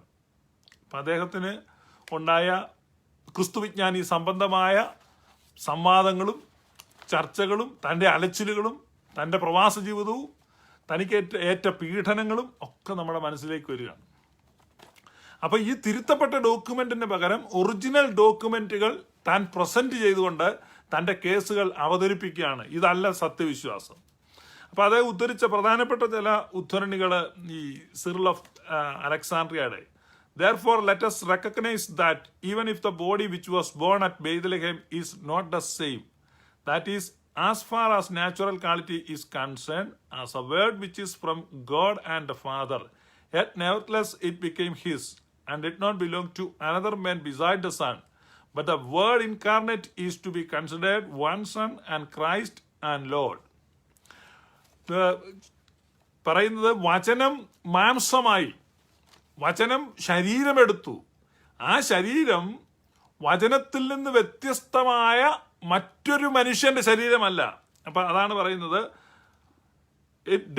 that body did not belong to another man beside the Son. അപ്പം വചനത്തിൽ നിന്ന് വ്യത്യസ്തമായ ഒരു മനുഷ്യന്റെ ശരീരമല്ല, വചനത്തോട് കൂടെ ഒരു മനുഷ്യന്റെ ശരീരമല്ല, മറിച്ച് ആ വചനം തന്നെ ഇൻകാർണേറ്റ് ചെയ്യപ്പെട്ടു. ഇതാണ് this is the key of orthodoxy. Orthodox ഫെയ്ത്തിന്റെ കീ ആണിത്. ഇതാണ് this is the confession of Mar Severios. ഇതാണ് സേവേറിയോസിന്റെ കൺഫെഷൻ. നമ്മൾ ആ ദൈവശാസ്ത്രം പഠിക്കുമ്പോൾ എന്ത് ആണ് അദ്ദേഹം തെളിയിച്ചത്? മറിയം സംശയം കൂടാതെ ദൈവമാതാവെന്ന് എല്ലായ്പ്പോഴും പ്രസംഗിച്ച മാർ സേവേറിയോസ് എന്ന് പറഞ്ഞാൽ വചനം മാംസമായി തീർന്നു എന്ന് പറഞ്ഞാൽ ഭേദം കൂടാതെ. അപ്പം ആ ക്രിസ്തുവിന്റെ ദൈവത്വത്തെയും ക്രിസ്തുവിന്റെ മനുഷ്യത്വത്തെയും റെക്കഗ്നൈസ് ചെയ്യാണ്, അക്നോളജ് ചെയ്യാണ്. അതിനെ ഡിഫറൻഷിയേറ്റ് ചെയ്ത് മാറ്റിക്കളയുവാനല്ല, കാരണം അതിനെ ഡിവൈഡ് ചെയ്യുവാനല്ല. അവിടെയാണ് ഈ തർക്കങ്ങൾ മുഴുവൻ ഉടലെടുത്തത്. മനുഷ്യത്വവും ദൈവത്വവും ഒരുമിച്ച് സമഞ്ജസമായി സമ്മേളിച്ചിരിക്കുന്നു, എന്നാൽ ഒരു പേഴ്സണാണ്, ഒരു നേച്ചറാണ്. അതിനെയാണ് ഹൈപ്പോസ്റ്റാറ്റിക് യൂണിയൻ എന്ന് പറയുന്നത്. അപ്പൊ ഇതാണ് ആ വിശ്വാസത്തിന്റെ key. The body born at Bethlehem was never the body of a man beside the word or with the word. വചനത്തോട് കൂടി ഒരു മനുഷ്യന്റെ ശരീരമായിരുന്നില്ല, വചനത്തിൽ നിന്ന് വ്യത്യസ്തമായ ഒരു മനുഷ്യന്റെ ശരീരവുമായിരുന്നില്ല, മറിച്ച് വചനം മാംസമായി തീർന്നു. അത് യോഹന്നാൻ ശ്ലീഹ എഴുതിയതാണ്. പക്ഷേ പിന്നീട് ആ വിശ്വാസത്തെ അട്ടിമറിക്കത്തക്ക രീതിയിലുള്ള ഇരുട്ടിന്റെ ശക്തികൾ സഭയ്ക്കുള്ളിൽ തന്നെ പ്രബലപ്പെടുന്നത് കണ്ടപ്പോൾ സഭയ്ക്കുള്ളിൽ നിന്ന് തന്നെ ദൈവത്താൽ എഴുന്നേൽപ്പിക്കപ്പെട്ട വിശുദ്ധനായ ദൈവത്തിന്റെ യോദ്ധാവ് എന്ന് വേണമെങ്കിൽ വിളിക്കാം. അപ്പൊ അതുകൊണ്ടാണ് അവിടെ എഴുതിയത്, the body born at Bethlehem was never the body of a man beside the word or with the word. From the moment of conception this humanity was the humanity of the word, distinct from the divinity but never separated or divided. ദൈവത്വത്തിൽ നിന്ന് വ്യതിരിക്തമായത്, എന്നാൽ ദൈവത്വത്തിൽ നിന്ന് വിഭജിക്കപ്പെടാത്ത മനുഷ്യപ്രകൃതം. ആ Christology എന്താണെന്നാണ്, ഈ ക്രിസ്റ്റോളജിയാണ് താൻ present ചെയ്തത്. ഈ ക്രിസ്റ്റോളജിയാണ് മറ്റുള്ളവരെ പ്രകോപിതരാക്കിയതും ഭയചകിതരാക്കിയതും. തൻ്റെ ജ്ഞാനത്തിൻ്റെ മുമ്പിൽ അവർ പകച്ചുപോയി. കാരണം താൻ ആധികാരികതയോടെ യോഹന്നാൻ ശ്ലീഹായുടെയും പൗലൂസ് ശ്ലീഹായുടെയും അലക്സാണ്ട്രിയയിലെ സിറിൽ പിതാവിൻ്റെയും ഒക്കെ ഉദ്ധരണികൾ എടുത്താണ് താൻ തൻ്റെ വാദങ്ങളെ മുന്നോട്ട് വെച്ചത്. അപ്പോൾ ഇവിടെ പറയാണ്, from the moment of conception, ഞാൻ മറിയത്തിന്റെ ഉദരത്തിൽ ഉരുവായ നിമിഷം മുതൽ തന്നെ, from the very moment of conception, this humanity is the humanity of the word. വചനത്തിന്റെ മനുഷ്യത്വമാണ്. ആ വചനത്തിൽ നിന്ന് ഇതരമായ ഒരു മനുഷ്യത്വമല്ല, വചനത്തോട് കൂടെ ഒരു മനുഷ്യത്വവും കൂടെ അല്ല. വചനത്തോട് കൂടെ ഒരു മനുഷ്യത്വമല്ല, വചനത്തിൽ നിന്ന് ഇതരമായ ഒരു മനുഷ്യത്വമല്ല. Divinity is distinct but never separated or divided. Therefore, without suffering any change, the humanity and divinity are made one in the incarnation. അപ്പം അന്നത്തെ കാലത്തെ ഒരു പ്രധാനപ്പെട്ട ദുരുപദേശമായിരുന്നു യൗത്തിക്കാനിസം. യൗത്തിക്കാനിസം എന്ന ദുരുപദേശം ഈ ക്രിസ്തുവിൻ്റെ ദൈവത്വം സമുദ്രം പോലെയാണെന്നും അവൻ്റെ മനുഷ്യത്വം ഒരു തുള്ളി വിനാഗിരി പോലെയാണെന്നും, അല്ലെ നമുക്കിപ്പോൾ മനസ്സിലാക്കാം ഒരു തുള്ളി മഷി എന്ന് പറയാം. അപ്പോൾ ഈ സമുദ്രത്തിലേക്ക് ഒരു തുള്ളി മഷി ചേർത്താൽ എന്തായിത്തീരുകയാണ്. അതുപോലെ യേശുവിൻ്റെ മനുഷ്യത്വം അവൻ്റെ ദൈവത്വത്തിൽ അലിഞ്ഞ് ഇല്ലാതെയായിപ്പോയി എന്നും, അങ്ങനെ ദൈവത്വം എന്ന ഒരൊറ്റ പ്രകൃതമാണ് യേശുവിനുണ്ടായിരുന്നത്, മനുഷ്യത്വം ഉണ്ടായിരുന്നു, അത് ഈ അളവിലാണ് എന്നും പഠിപ്പിക്കുന്ന ഒരു ഉദ്ദേശമായിരുന്നു യൗത്തിക്കാനിസം. മറ്റേ നെസ്തോറിനിസം നമ്മൾ നേരത്തെ ചിന്തിച്ചാണ്. അപ്പോൾ ഈ നെസ്തോറിനിസവും യൗത്തിക്കാനിസവുമാണ് സേവേറിയോസ് ഹോൾഡ് ചെയ്യുന്നത് എന്നുള്ള ആരോപണം അന്ന് വ്യാപകമായിട്ടുണ്ടായി. സത്യത്തിൽ നെസ്തോറിനിസമോ യൗത്തിക്കാനിസമോ അല്ല സേവേറിയോസ് ഹോൾഡ് ചെയ്തത്, ആ വിശ്വാസമല്ല അലക്സാണ്ട്രിയയിലെ സിറിൽ ഹോൾഡ് ചെയ്തത്. എന്നാൽ കൽക്കിയോൻ സുന്നോദോസിലെ ഡിയോഫൈസിറ്റിസം എന്ന ഉപദേശ നിലപാട് അവര് ഇതിനെ ഈ രീതിയിൽ അപലപിച്ചുകൊണ്ടിരുന്നു. അപ്പം അതുകൊണ്ട് തങ്ങൾ വിശ്വസിക്കുന്നത് ഈ യൗത്തിക്കാനിസം അല്ല എന്ന് തെളിയിക്കുക എന്നുള്ളതും അത് പ്രചരിപ്പിക്കുക എന്നുള്ളതും തൻ്റെ മിഷന്റെ വളരെ വലിയൊരു ഭാഗമായി അത് താൻ വളരെ ശക്തമായി ചെയ്തുകൊണ്ടിരുന്നു.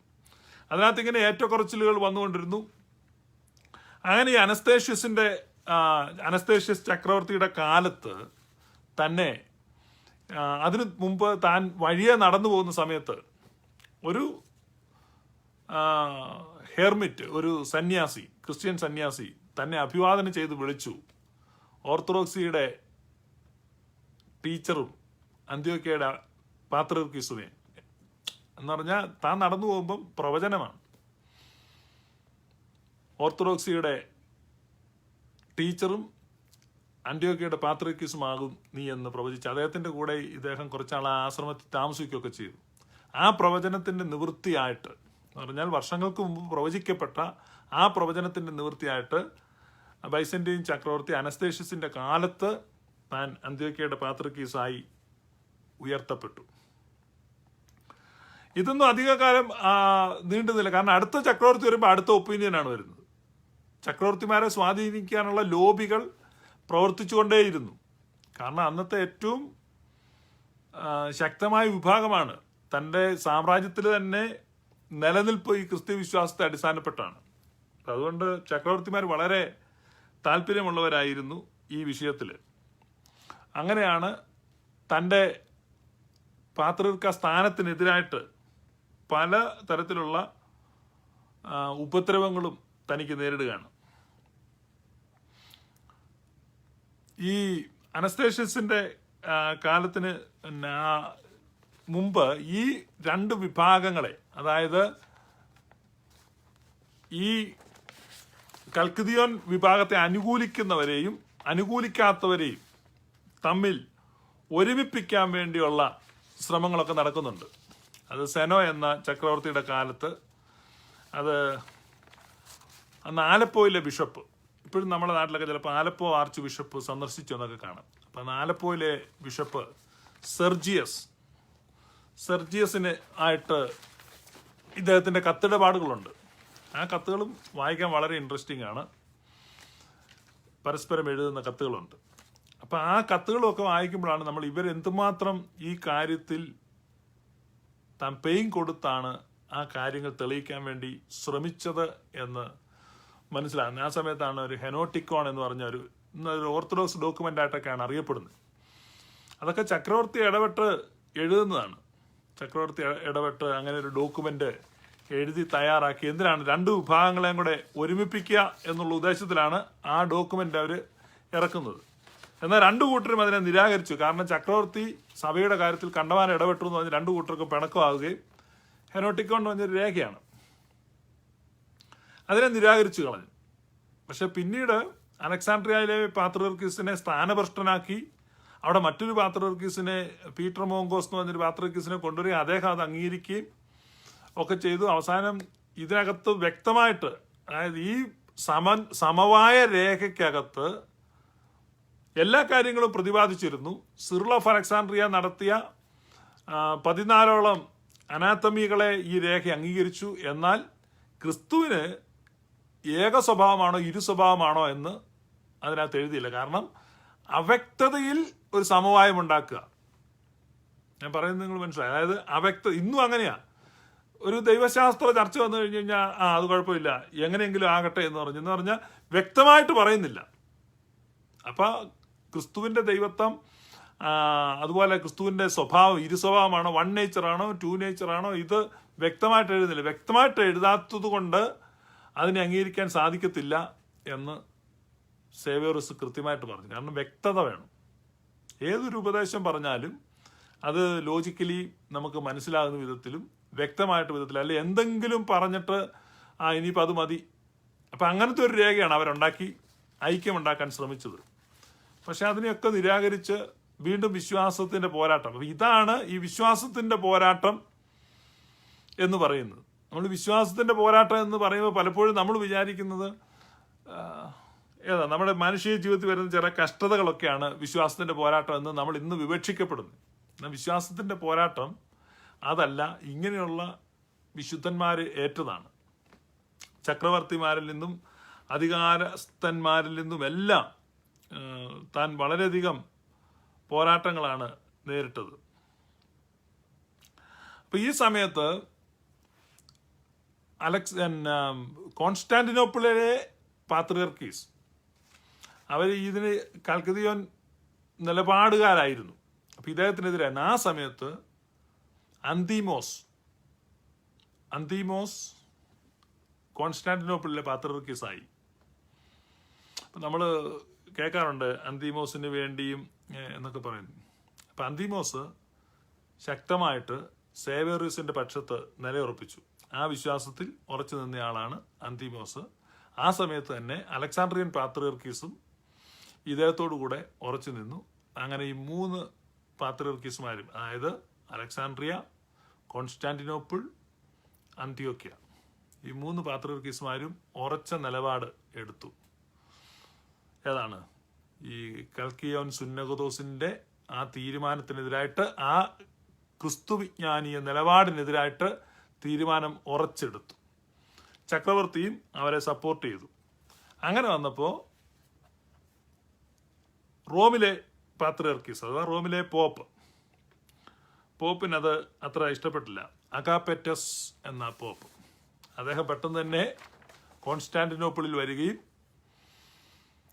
ചക്രവർത്തിയെ സ്വാധീനിക്കുകയും പിന്നീട് ഇവർക്കെതിരായിട്ട് വിധി പ്രസ്താവിക്കുകയും ഫൈനൽ വട്ട ചർച്ചകൾക്കൊക്കെ വന്ന കോൺസ്റ്റാന്റിനോപ്പിളിൽ നിന്ന് അവിടുന്ന് വരുന്ന വിധി തൻ്റെ നാക്ക് മുറിച്ച് കളയുവാനും ഒക്കെയുള്ള ഓർഡർ ചക്രവർത്തിയിൽ നിന്ന് വരുന്നുണ്ട്. ആ സമയത്ത് ആ ചക്രവർത്തി മാറി അടുത്ത ചക്രവർത്തി വന്നു, ജസ്റ്റിൻ വന്നു.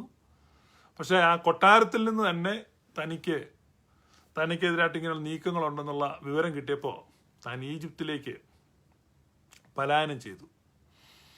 ഈജിപ്തിലേക്ക് പലായനം ചെയ്യേണ്ടതായിട്ട് വന്നു. പിന്നീട് താൻ അലക്സാണ്ട്രിയൻ പാത്രിയർക്കീസിനാൽ വളരെ ഗംഭീരമായ ഒരു സ്വീകരണം കിട്ടി. അവർ വളരെ കാര്യമായിട്ട് ഈ കോപ്റ്റിക് ഓർത്തഡോക്സിൽ നിന്നറിയപ്പെടുന്ന സഭ തന്നെ സ്വീകരിച്ചു.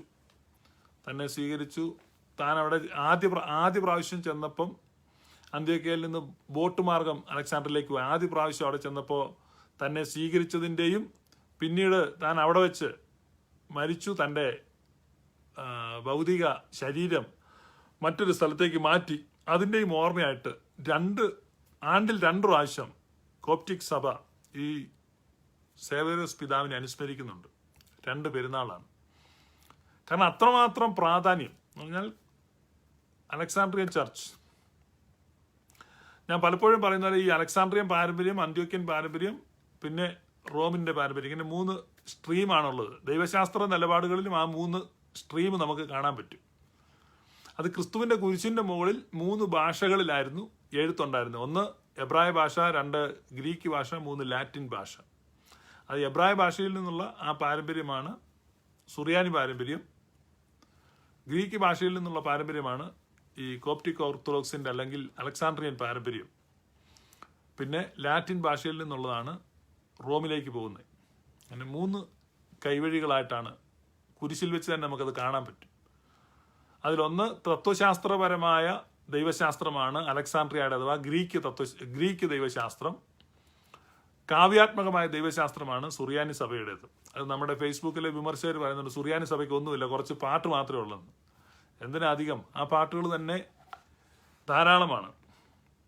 ആ പാട്ടുകൾ മുഴുവൻ റിച്ച് ആയിട്ടുള്ള തിയോളജിയാണ്, ഒട്ടും മോശമല്ല, വളരെ ഡീപ്പായ തിയോളജിയാണ്. അത് ആ ചർച്ച് ഹോണർ ചെയ്തു. ഏതാണ്? അന്ത്യോക്യയുടെ പാത്രീർക്കീസ് ആയിരുന്ന ഈ സേവേറിയസ് എന്ന പിതാവിനെ ഗ്രീക്ക് സഭ അതുപോലെയാണ് സ്വീകരിച്ചത്. വർഷത്തിൽ 2 പ്രാവശ്യം ഇന്നും അവർ ഈ പിതാവിനെ അനുസ്മരിക്കുകയാണ്. കാരണം അവരുടെ ത്രോണിൽ ഇരുന്ന എല്ലാ പാത്രീർക്കീസുമാരെയും അവർ ഓണർ ചെയ്യുന്നതിനേക്കാൾ അധികമായിട്ട് അന്ത്യോക്യയുടെ പാത്രീർക്കീസ് ആയിരുന്ന ഈ സേവേറിയസിനെ അവർ ഓണർ ചെയ്യുന്നുണ്ട്. കാരണം അത്രമാത്രം ക്രിസ്തു വിജ്ഞാനീയത്തിൽ അഥവാ ക്രിസ്റ്റോളജിയിൽ അത്രമാത്രം കോൺട്രിബ്യൂട്ട് ചെയ്ത, അതുപോലെ ജീവിതത്തിൽ പരീക്ഷണങ്ങളും പ്രതികൂലങ്ങളും ഭീഷണികളും വെല്ലുവിളികളും വധഭീഷണിയും ഒക്കെ ഉണ്ടായ സമയത്തും താൻ ആ വിശ്വാസത്തിന് വേണ്ടി ഉറച്ചു നിന്നു. അപ്പം ഈ സേവേറിയസ് പിതാവ് ഉറപ്പിച്ച വിശ്വാസം എന്താണെന്നിപ്പോൾ നിങ്ങൾക്ക് തോന്നുന്നുണ്ടായിരിക്കും. അപ്പം ഞാൻ പറഞ്ഞ അതേക്കുറിച്ച് നമ്മൾ അടുത്ത ദിവസങ്ങളിൽ ആ ക്രിസ്റ്റോളജിയെക്കുറിച്ച് ചിന്തിക്കുമ്പം കുറെ കൂടെ ഡീറ്റെയിൽഡ് ആയിട്ട് ചിന്തിക്കും. അപ്പം അദ്ദേഹത്തിൻ്റെ തന്നെ ഭാഷയിൽ പറയുന്നത്, സേവേറിയസ് പിതാവ് തന്നെ പറയുന്നത്, let us make an enquiry of the divinity and humanity. They are not only different in everything, but they are removed from each other and distinct as well. But when the union is professed, from the two of them the difference again in the quality of the natures from which there is one Christ is not suppressed, but in conjunction by hypostasis division is driven out. If someone suggests that a confusion of natures is taught, then they are mistaken. It is clear that Savourius and all of us with him confess the continuing difference of these natures. If someone suggests that we teach that these natures have their own independent existence, then they are mistaken. It is clear that Savourius and all of us with him confess a real and perfect union in which there is no division. And if others should suggest that we teach a mixture or confusion of essences or ousia, then they are again mistaken, because Savourius and all of us with him confess a hypostatic union. ഇത് അന്നത്തെ ചർച്ചിൻ്റെ കൺഫെഷനാണ്. അപ്പോൾ ആ confession അവർ എഴുതിയ സമയത്ത് അവർ highlight ചെയ്ത് പറയുകയാണ്, ഞങ്ങൾ സേവേറിയസിനൊപ്പമാണ്. നമ്മൾ അതിൻ്റെ ആ പ്രാധാന്യം മനസ്സിലാക്കണം. അന്ന് ആളുകൾ പറയുന്നത് ക്രിസ്തുവിൻ്റെ ദൈവത്വവും മനുഷ്യത്വവും ഞങ്ങൾ തിരിച്ചറിയുന്നു. നിശ്ചയമായിട്ടും ക്രിസ്തുവിൻ്റെ ദൈവത്വവും മനുഷ്യത്വവും ഡിസ്റ്റിങ്ക്റ്റ് ആണ്, പക്ഷേ അത് സെപ്പറേറ്റഡ് അല്ല. അപ്പോൾ ആർക്കെങ്കിലും ഈ നേച്ചറുകൾ സംബന്ധിച്ച് കൺഫ്യൂഷൻ ഉണ്ടെങ്കിൽ, കലക്കമുണ്ടെങ്കിൽ, ആ വിശ്വാസ നിലപാട് ശരിയല്ല. വിത്ത് നോ കൺഫ്യൂഷൻ, അപ്പം ഒരു കൺഫ്യൂഷനും ഇല്ല. അതുപോലെ ഈ നേച്ചറുകൾ ഒരു മിക്സർ അല്ല, എന്ന് പറഞ്ഞാൽ ദൈവത്വവും മനുഷ്യത്വവും തമ്മിൽ കലർന്ന് ഒരു മിശ്രിതമായി മാറി എന്നുള്ളതല്ല. അതാണ് അവർ പറയുന്നത്. If someone suggest that we teach that these natures have their own independent existence, then they are mistaken. It is clear that Savourius and all of us with him confess a real and perfect union in which there is no division. And if others should suggest that we teach a mixture or confusion of essences or ousia, then they are again mistaken. അപ്പോൾ ഇതാണ് ഈ ദൈവത്വവും മനുഷ്യത്വവും തമ്മിലൊരു മിശ്രിതമായെന്ന് പറഞ്ഞാൽ അതും ഞങ്ങളുടെ വിശ്വാസമല്ല. ദൈവത്വവും മനുഷ്യത്വവും തമ്മിൽ വേർപിരിഞ്ഞായിരുന്നു എന്ന് പറഞ്ഞാൽ അത് ഞങ്ങളുടെ വിശ്വാസമല്ല. എന്നാൽ അതേസമയം തന്നെ ഞങ്ങൾ ദൈവത്വത്തെയും മനുഷ്യത്വത്തെയും ദൈവത്വവും മനുഷ്യത്വവും ഞങ്ങൾ തിരിച്ചറിയുന്നു. എന്നാൽ അത് ഒരിക്കലും ഡിവൈഡഡ് ആകുന്നില്ല. അപ്പോൾ ഈ കാര്യമാണ് ഇത്രയും വിശ്വാസത്തെ ഉറപ്പിച്ചുകൊണ്ടാണ് താൻ ആ മാനീസോ എഴുതിയത്. എന്ന് പറഞ്ഞാൽ മാർ സെവേറിയസിന്റെ മാനീസോ ഇതാണ് എല്ലാ കുർബാനയ്ക്കും പാടുന്നത്. അപ്പം നമ്മൾ ഈ കുർബാനയ്ക്ക് പോയി നിൽക്കുന്ന ആളുകളൊക്കെ ഇവർ ഈ മറുവ്യവസായും ഒക്കെ കിലുക്കി ഇത് പാടുമ്പോൾ ഇത് എന്തായി പാടുന്നത്? നിന്മാതാവ് വിശുദ്ധന്മാർ എന്നിവർ തൻ പ്രാർത്ഥനയാൽ എന്ന് പറയുന്ന സമയത്ത് അത് ആ പാട്ടുണ്ടായി വന്നിരിക്കുന്നതിൻ്റെ ആ എത്ര വലിയ വിശ്വാസ സത്യമാണ് നമ്മൾ പ്രഖ്യാപിക്കും. എത്ര ദൈവശാസ്ത്രപരമായ ആഴമായ ഒരു കാര്യമാണ് അവിടെ പ്രഖ്യാപിക്കുന്നത്. അപ്പം ഇതൊരു നിസ്സാര കാര്യമായിട്ടാണ് ചിന്തിക്കുന്നത്. ഇത് ഏതോ ഒരു പാട്ട്, തീ പോലെ ഇറങ്ങണമേ എന്ന് പറയുന്ന ഒരു പാട്ടെന്നാണ് ചിന്തിക്കുന്നത്. ഇത് തീ പോലെ ഇറങ്ങണമേ എന്ന് പറഞ്ഞൊരു പാട്ടല്ല, അത് മാർ സെവേറിയസിന്റെ മാനീസോയാണ്. എന്ന് പറഞ്ഞാൽ മാർ സെവേറിയസിന്റെ മാനീസോ എന്ന് പറഞ്ഞാൽ വളരെ വലിയൊരു വിശ്വാസ പ്രഖ്യാപനമാണ്. അന്നത്തെ കാലത്ത് ഈ പറഞ്ഞ ലക്ഷക്കണക്കിന് വിശ്വാസികളും 10,000-കണക്കിന് സന്യസ്തരും ഈവൻ ചക്രവർത്തിമാരും രാജാക്കന്മാരും പ്രഭുക്കന്മാരും ആ വലിയ ദൈവശാസ്ത്ര സംവാദത്തിന്റെ അവസാനം ഒരുമിച്ച് നിന്ന് പ്രഖ്യാപിച്ച ഓർത്തഡോക്സിയുടെ പ്രഖ്യാപനമാണ്. വെസ്റ്റിന് എതിരായിട്ട് നിന്ന, ശക്തമായ റോമൻ സാമ്രാജ്യത്തിനെതിരായിട്ട് നിന്ന അവരുടെ ദൈവശാസ്ത്ര പിടിവാശികൾക്ക് എതിരായിട്ട് ഒരുമിച്ച് നിൽക്കുകയാണ് അലക്സാണ്ട്രിയയും ആന്റിയോക്യയും. ഞാൻ പറഞ്ഞല്ലോ, ആ ദൈവശാസ്ത്ര സ്ട്രീമുകൾ അലക്സാണ്ട്രിയൻ ത്രോണും ആന്റിയോക്യൻ ത്രോണും ഒരുമിച്ച് നിന്നു. എന്ന് പറഞ്ഞാൽ ആ ഗ്രീക്ക് തത്വചിന്താപരമായ ദൈവശാസ്ത്രവും സുറിയാനി കാവ്യാത്മക ദൈവശാസ്ത്രവും ഒരുമിച്ച് കൈകോർത്തിട്ട് ഉറപ്പിച്ചു പറഞ്ഞു, മറിയം സംശയം കൂടാതെ ദൈവമാതാവ്.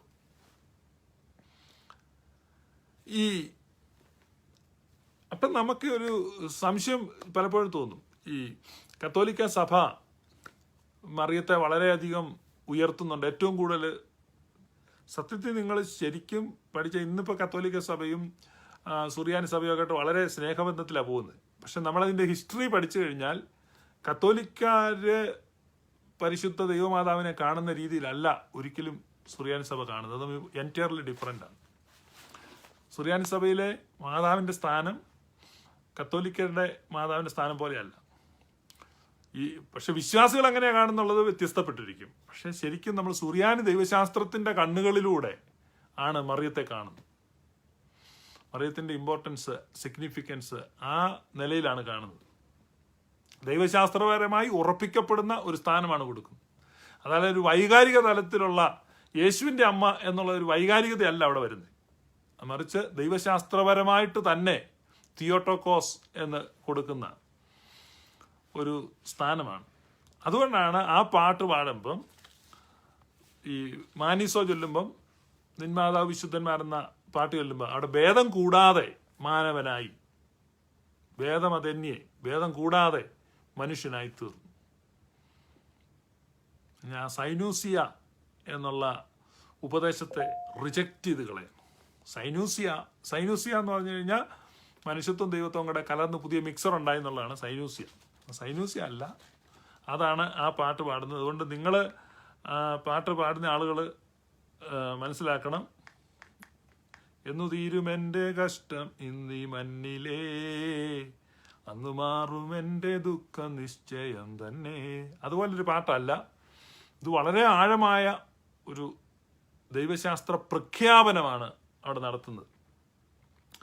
അപ്പോൾ ഈ മാനിസോ തന്നെ നമ്മൾ ജനം പ്രതിവാക്യമായിട്ട് ചൊല്ലുന്നുണ്ട്. നിന്നെ പ്രസവിച്ച മാതാവിൻ്റെയും നിന്റെ പരിശുദ്ധന്മാർ എല്ലാവരുടെയും പ്രാർത്ഥനയാൽ സ്വഭാവപ്രകാരം മരണമില്ലാത്തവനും തൻ്റെ കൃപയാൽ മനുഷ്യവർഗം മുഴുവൻ്റെയും ജീവനും രക്ഷയ്ക്കും വേണ്ടി വന്ന് വിശുദ്ധിയും മഹത്വവും വെടിപ്പുമുള്ള ദൈവമാതാവായ കന്യക മറിയാമിൽ നിന്ന് ശരീരമെടുത്ത് ഭേദം കൂടാതെ മനുഷ്യനായി തീരുകയും ഞങ്ങൾക്ക് വേണ്ടി കുരിശിൽ തറയ്ക്കപ്പെടുകയും ചെയ്ത സ്വർഗീയ പിതാവിൻ്റെ ഏകപുത്രനും വചനവും രാജാവുമായ എൻ്റെ കർത്താവെ, നിന്നെ ഞാൻ പുകഴ്ത്തും.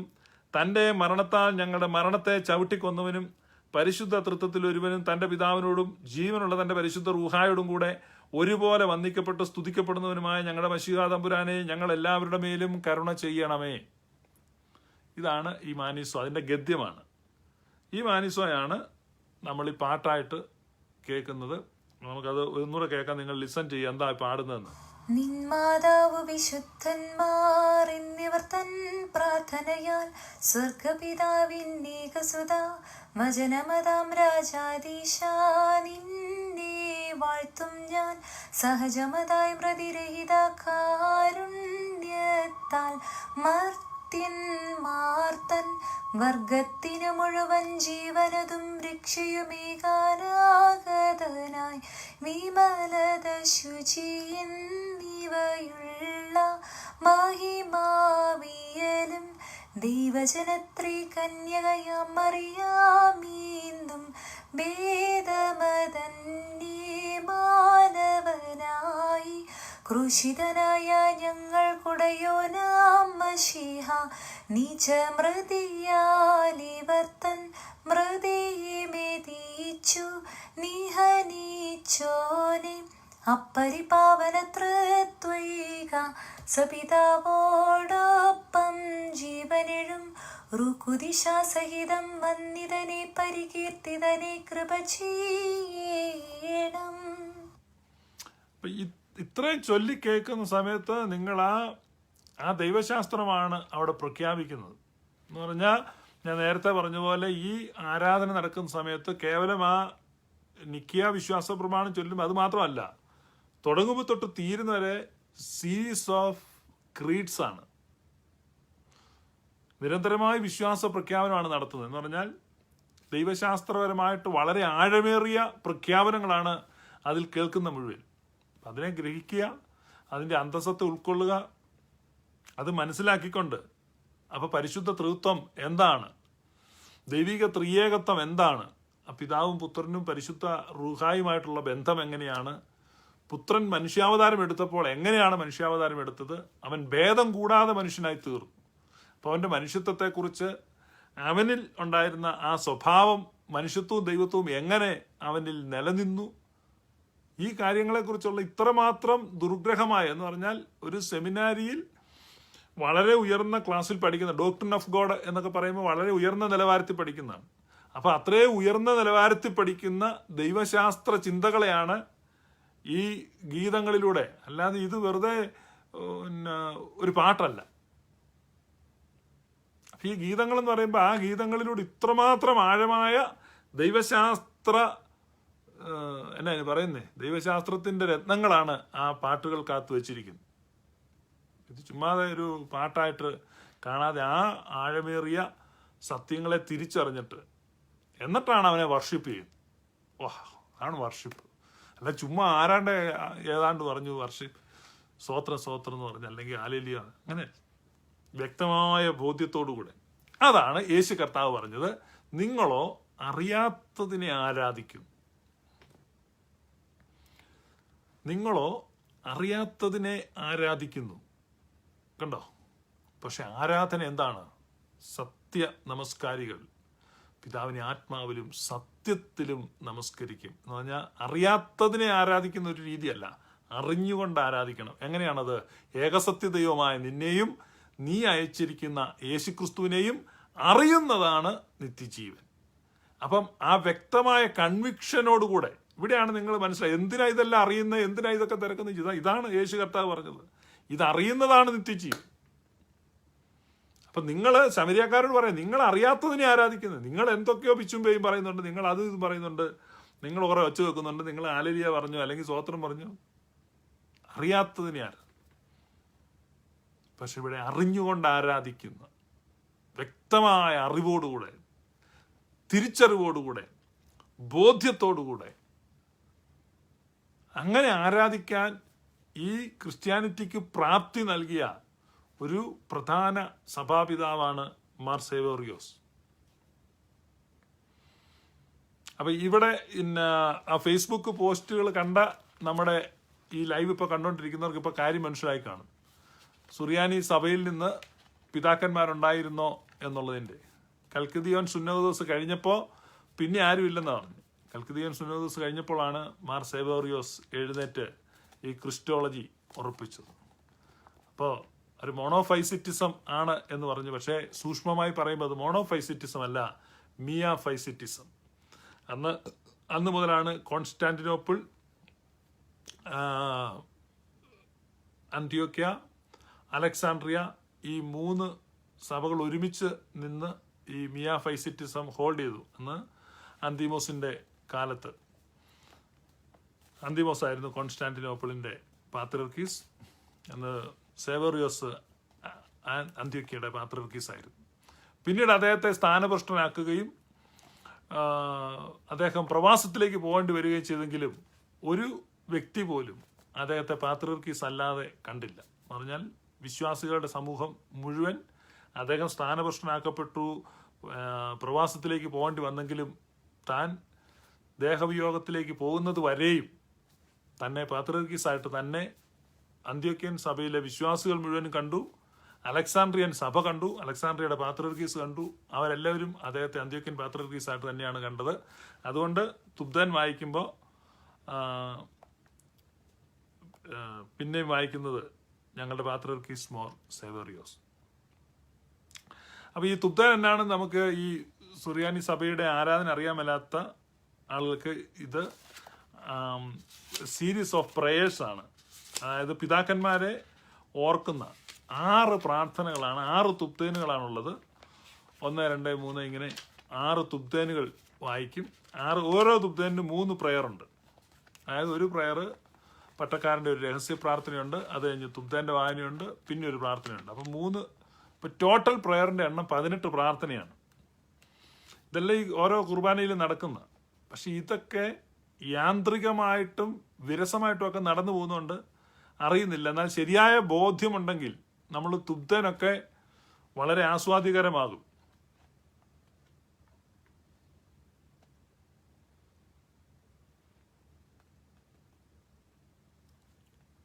അപ്പോൾ ഒന്നാമത്തെ തുബ്ദേനിനകത്ത് പാത്രിയർക്കീസിനും കാതോലിക്കായ്ക്കൊക്കെ വേണ്ടി പ്രാർത്ഥിക്കും. രണ്ടാമത്തെ തുബ്ദേനിൽ വാങ്ങിപ്പോയവർക്ക് വേണ്ടി പ്രാർത്ഥിക്കും. അങ്ങനെ ഓരോരോ തുബ്ദേനുകളാണ്. അതിനകത്ത് ഏറ്റവും ദീർഘമായ തുബ്ദേനാണ് 4ാമത്തെ തുബ്ദേനിലാണ് പരിശുദ്ധ കന്യക മറിയാമിനെയും സ്തേഫാനോസ് സഹദായെയും ഒക്കെ ഓർക്കുന്നത്, തോമാസ് ലിഹായും ഒക്കെ ഓർക്കുന്നുണ്ട്. 5ാം തുബ്ദേൻ വരുമ്പം നമ്മുടെ ഉപദേശങ്ങളെ സ്ഥാപിച്ചവരെയൊക്കെയാണ് ഓർക്കുന്നത്. അപ്പം ഞാൻ 5ാം തുബ്ദേൻ വായിച്ച് കേൾപ്പിക്കാം. ഇത് പരിചയമില്ലാത്തവർക്ക്, പരിചയമുള്ളവരെ എപ്പോഴും കേൾക്കുന്ന. ശ്ലൈഹികവും കുറ്റമില്ലാത്തതുമായ ഏകവിശ്വാസത്തെ പാലിച്ച് ഞങ്ങൾ കേൾപ്പിച്ചു തന്നവരായി ശുദ്ധിമാന്മാരുടെ സ്ഥലത്ത് ശുദ്ധതയോടുകൂടെ മുമ്പ് കൂട്ടി നിദ്ര പ്രാപിച്ച് വിശ്രമിക്കുന്നവരെയും നിക്കയായിലും കുസ്തന്തീനോപ്പൊലീസിലും എഫേസോസിലും വെച്ചുണ്ടായ പുണ്യപ്പെട്ടവയും പരിശുദ്ധങ്ങളുമായ 3 പൊതു സുന്നോദോസുകളെയും അവയിലുണ്ടായിരുന്ന നീതിമാന്മാരും മൽപ്പാന്മാരും സ്തുതിക്കപ്പെട്ടവരും ദൈവത്തെ ധരിച്ചവരുമായ ഞങ്ങളുടെ പിതാക്കന്മാരെയും ഊർസ്ലേമിന്റെ 1ാമത്തെ പ്രധാനാചാര്യനും പുണ്യവാനും സുലീഹായും സഹതായുമായ യാക്കോവും ഇഗ്നാത്യോസും ക്ലീമീസും ദീവന്നാസ്യോസും അത്താനാസ്യോസും യൂലിയോസും ബെസേലിയോസും ഗ്രിഗോറിയോസും ദിയസ്കോറോസും തീമോത്യോസും പീലക്സീനോസും അന്തിമോസും ഈവാനിയോസും വചനമായ ദൈവം ശരീരമായി തീർന്നു നമ്മുടെ കർത്താവ് യേശുമിശിഹായുടെ മനുഷ്യാവതാരത്തെക്കുറിച്ച് സ്പഷ്ടമായി തെളിയിച്ചവനും സത്യവാനും ഉന്നത ഗോപുരവുമായ പ്രസിദ്ധനായ മാർ കോറിലോസും സുറിയാനിക്കാരുടെ കിരീടവും ദൈവത്തിന്റെ പരിശുദ്ധ സഭ മുഴുവന്റെയും വിവേകമുള്ള വായും തൂണും മൽപ്പാനും പുഷ്പങ്ങൾ കൊണ്ട് നിറഞ്ഞ മേച്ചിൽ സ്ഥലവും മറിയം സംശയം കൂടാതെ ദൈവമാതാവെന്ന് എല്ലായ്പ്പോഴും പ്രസംഗിച്ചവനുമായ ഞങ്ങളുടെ പാത്രിയർക്കീസ് മോർ സേവേറിയോസും സത്യവിശ്വാസത്തിൽ നിലനിർത്തിയ നീതിമാനും പരിശുദ്ധനുമായ ഞങ്ങളുടെ ബാബ മോർ യോക്കോ ബുർദ്വാനയും മോർ ഒപ്രേം മോർ യോക്കോ മോർ ഇസാക്ക് മോർ ബോലായും ദുഃഖിതന്മാരിൽ തലവനായ മോർ ബൗർസോമയും മോർ ഷെമോൻ ഡെസ്തുനിയും. ഇതാണ് ഇതിൻ്റെ ഒരു ലിസ്റ്റ്. അപ്പം ഇത്രയും ആളുകളെ പറ്റി വായിക്കുമ്പം ഏറ്റവും ദീർഘമായ ഡിസ്ക്രിപ്ഷൻ, വിശേഷണം കൊടുത്തിരിക്കുന്നത് ഈ മാർ സേവേറിയസിനാണ്. അതാണ് നമ്മൾ വായിക്കുന്നത്. സുറിയാനിക്കാരുടെ കിരീടവും ദൈവത്തിൻ്റെ സഭ മുഴുവൻ്റെയും, സുറിയാനിക്കാരുടെ കിരീടവും ദൈവത്തിൻ്റെ പരിശുദ്ധ സഭ മുഴുവൻ്റെയും വിവേകമുള്ള വായും തൂണും മൽപ്പാനും പുഷ്പങ്ങൾ കൊണ്ട് നിറഞ്ഞ മേച്ചിൽ സ്ഥലവും മറിയാം സംശയം കൂടാതെ ദൈവമാതാവെന്ന് എല്ലായ്പ്പോഴും പ്രസംഗിച്ചവനുമായ ഞങ്ങളുടെ പാത്രിയർക്കീസ് മോർ സേവേറിയോസും. എത്ര ധന്യമായൊരു ജീവിതമാണ്. ഒരു സഹോദരി സഭ, അലക്സാണ്ട്രിയൻ സഭ പോലും വർഷത്തിൽ 2 പ്രാവശ്യം ഇന്നും അനുസ്മരിക്കുന്ന വിധത്തിൽ അത്രമാത്രം സഭയ്ക്ക് വേണ്ടി സംഭാവനകളെ ചെയ്ത, ദൈവത്താൽ ഉപയോഗിക്കപ്പെട്ട നമ്മുടെ പാത്രിയർക്കീസ് മോർ സേവേറിയോസ്. അപ്പം ഇങ്ങനെയുള്ള പിതാക്കന്മാരാണ് ഈ വിശ്വാസത്തെ ഉറപ്പിച്ചത്. അപ്പം ഇങ്ങനെയുള്ള കാര്യങ്ങൾ അറിയാൻ പാടില്ലാത്ത ആളുകളാണെന്ന് വെച്ചാൽ അവിടെ അങ്ങ് ആരുമില്ല എന്നൊക്കെ ഇരുന്ന് പറയുന്നു. അതുകൊണ്ട് നമ്മൾ ഈ കാര്യങ്ങൾ മനസ്സിലാക്കുക. നമ്മളിനി ഇതിനകത്ത് ദിയോസ്കോറോസും അതുപോലെ കുറിലോസും ഇഗ്നാത്യോസും അവരൊക്കെ വളരെയധികം എല്ലാ പിതാക്കന്മാരെയും നമ്മൾ അനുസ്മരിക്കേണ്ടതാണ്. കാരണം അവരുടെ എല്ലാം ചരിത്രം പഠിക്കണം. അവരുടെ എല്ലാം ചരിത്രം പഠിക്കുമ്പോഴെല്ലാം അതിനകത്ത് കുറേ ദൈവശാസ്ത്ര ബോധ്യങ്ങളും അന്നത്തെ കാര്യങ്ങളൊക്കെ നമുക്ക് മനസ്സിലാവും. അപ്പം ഇതെല്ലാം പഠിച്ച് ഇതെല്ലാം ഗ്രഹിച്ചിരിക്കുന്ന ഒരു വ്യക്തിയും ഈ തുബ്ദം വായിക്കുന്ന സമയത്ത് അവൻ്റെ ഹൃദയം എങ്ങനെയാണ്? എമ്മൗസിലേക്ക് പോയ ശിഷ്യന്മാരുടെ ഹൃദയം ജ്വലിച്ചുകൊണ്ടിരുന്നു എന്നാണ് അവർ പറഞ്ഞത്. എന്ന് പറഞ്ഞതുപോലെയാണ് ജ്വലിച്ചുകൊണ്ടിരിക്കും. അപ്പം ഇത് ആദ്യകാലത്ത് ഈ തുബ്ദാൻമാരുടെ ഒക്കെ സമയത്ത് ഈ കോൺഗ്രിഗേഷൻ മുഴുവൻ അങ്ങ് കത്തി ജ്വലിക്കുകയായിരുന്നു. കാരണം ആർക്കും കൺട്രോൾ ചെയ്യാൻ പറ്റത്തില്ലായിരുന്നു. കാരണം ഈ പരിശുദ്ധ കുർബാനയ്ക്ക് നടുവിൽ ഇത് വായിക്കുന്ന സമയത്ത് ഈ കോൺഗ്രിഗേഷനിലിരിക്കുന്ന ഓരോരുത്തരുടെയും ഹൃദയത്തിൽ ഇങ്ങനെ ഓർമ്മകളുടെ തിരത്തള്ളലാണ്. ഓരോരോ സംഭവങ്ങൾ അവർ ഓർക്കുകയാണ്. അപ്പം അവർക്ക് ആ വിശ്വാസത്തോടുള്ള പ്രതിപത്തി വർദ്ധിക്കുകയാണ്. വിശ്വാസത്തിൻ്റെ എരിവ് അവർ വർദ്ധിക്കുകയാണ്. അത് കഴിഞ്ഞ് ഈ തുബ്ദാൻവാന കഴിഞ്ഞ് എഴുന്നേൽക്കുമ്പം പുതിയൊരു ചൈതന്യത്തോടെ, പുതിയൊരു ശക്തിയോടെ അവരങ്ങ് എഴുന്നേൽക്കുക. കാരണം വെച്ചാൽ അവരുടെ മനസ്സിലൂടെ ഇങ്ങനെയൊരു സിനിമ പോലെ ഇത് മുഴുവൻ ഈ വിശ്വാസത്തെ ഉറപ്പിച്ചു തരാൻ വേണ്ടി, ഈ ത്രിയേക ദൈവ വിശ്വാസത്തെ, ക്രിസ്തുവിൻ്റെ മനുഷ്യാവതാരത്തെ, ആ ക്രിസ്തുവിൻ്റെ ദൈവത്വവും മനുഷ്യത്വവും തമ്മിലുള്ള ആ സമ്മേളനത്തെ, മനുഷ്യത്വവും ദൈവത്വത്തിൽ ഭേദം കൂടാതെ അവൻ മനുഷ്യനായി തീർന്നതിനെക്കുറിച്ച്, അവൻ നമ്മുടെ രക്ഷയെ സാധ്യമാക്കിയതിനെക്കുറിച്ച്, ആ രക്ഷയെ സാധ്യമാക്കി അവൻ സ്വർഗത്തിലേക്ക് പോയതിനെക്കുറിച്ച്, അവൻ ദൈവമല്ലെങ്കിൽ ഒരിക്കലും നമ്മെ രക്ഷിക്കുവാൻ കഴിയത്തില്ല. അവൻ മനുഷ്യനല്ലെങ്കിൽ രക്ഷിക്കപ്പെടുന്നത് മനുഷ്യനായിരിക്കില്ല. സേവേറിയസിൻ്റെ പ്രസിദ്ധമായ പ്രസ്താവനയാണ് ക്രിസ്റ്റോളജിയിൽ. എനിക്ക് ഏറ്റവും ഇഷ്ടമുള്ള ഒരു പ്രസ്താവനയാണ്.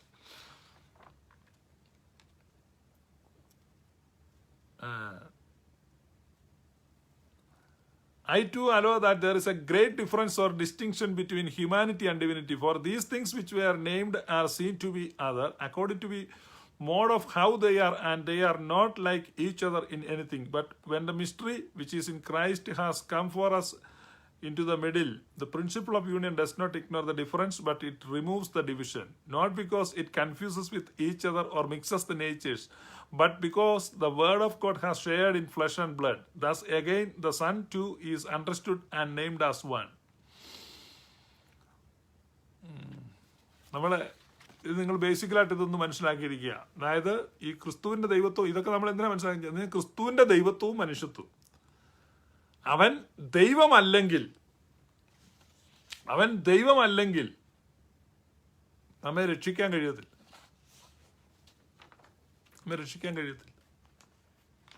അടുത്തത്, അവൻ മനുഷ്യനല്ലെങ്കിലോ? അവൻ മനുഷ്യനല്ലെങ്കിൽ രക്ഷിക്കപ്പെടുന്നത് മനുഷ്യനും ആയിരിക്കത്തില്ല. അപ്പം അതുകൊണ്ടാണ് ദൈവത്വവും മനുഷ്യത്വവും അവനിൽ സമ്മേളിച്ചു. അതാണ് ഇത്രയും സ്ട്രോങ് ആയിട്ട് ആ വിശ്വാസത്തെ പ്രഖ്യാപിക്കും. ഇത്ര സ്ട്രോങ് ആയിട്ട് അവൻ്റെ ദൈവത്വവും അവൻ്റെ മനുഷ്യത്വവും.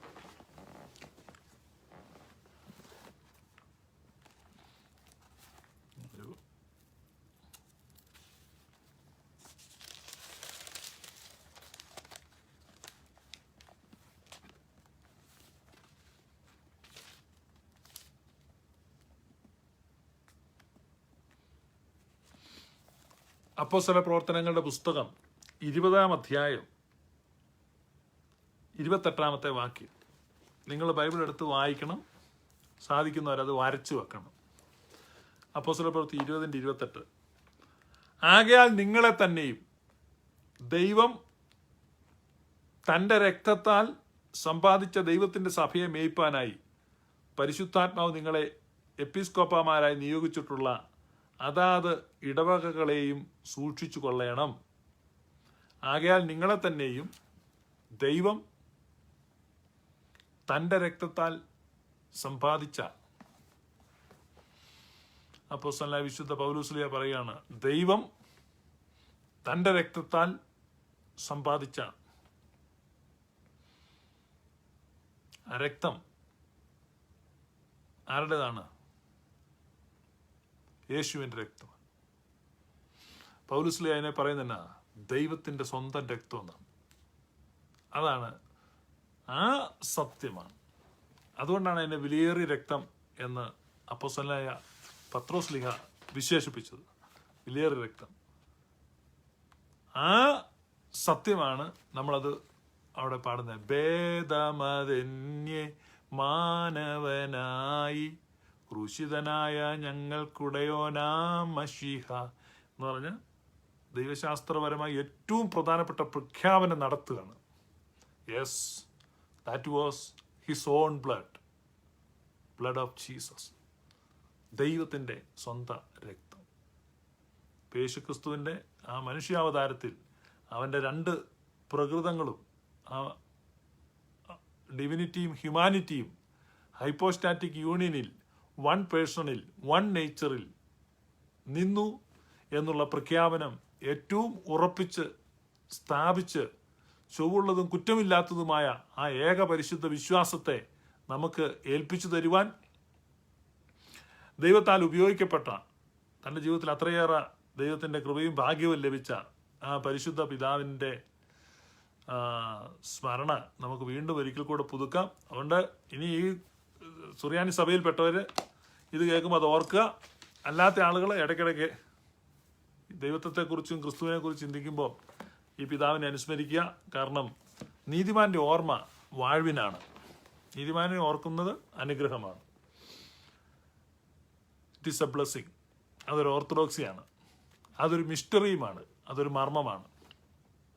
അതുകൊണ്ട് ഈ വിശുദ്ധന്മാരെ അനുസ്മരിച്ചാൽ അതിഭയങ്കരമായ അനുഗ്രഹമാണ് നിശ്ചയമായിട്ട്. അതുകൊണ്ടാണ് അങ്ങനെ കൽപ്പിക്കപ്പെട്ടിരിക്കുന്നത്, അതുകൊണ്ടാണ് അങ്ങനെ എഴുതപ്പെട്ടിരിക്കുന്നത്, അതുകൊണ്ടാണ് അങ്ങനെ പ്രാക്ടീസ് ചെയ്യപ്പെടുന്നത്. എന്നാൽ അതിൽ നിന്നെല്ലാം വ്യത്യസ്തമായി ഈ ഹെരറ്റിക് ആയിട്ടുള്ള കോൺസെപ്റ്റുകൾ വന്നപ്പോൾ നമുക്ക് ഒരുപാട് നമ്മുടെ ഒത്തിരി ധന്യതകൾ നഷ്ടപ്പെട്ടു. നമ്മുടെ ഒരുപാട് ശുഭതകളും അങ്ങനെ നഷ്ടപ്പെട്ടു. എന്നാൽ നമ്മുടെ ധന്യതകളെയും നമ്മുടെ ശുഭതകളെയും തിരികെ പ്രാപിക്കുവാൻ തക്കവണ്ണം നമുക്ക് ആ സത്യവിശ്വാസത്തിൽ മടങ്ങിച്ചെല്ലാം. നമുക്ക് ഒരിക്കൽ കൂടി ആ വിശ്വാസത്തെ പ്രഖ്യാപിക്കാം. എത്ര മനോഹരമാണ്! How beautiful it is, how beautiful it is. So, thank you for watching. May God bless you. Thank you.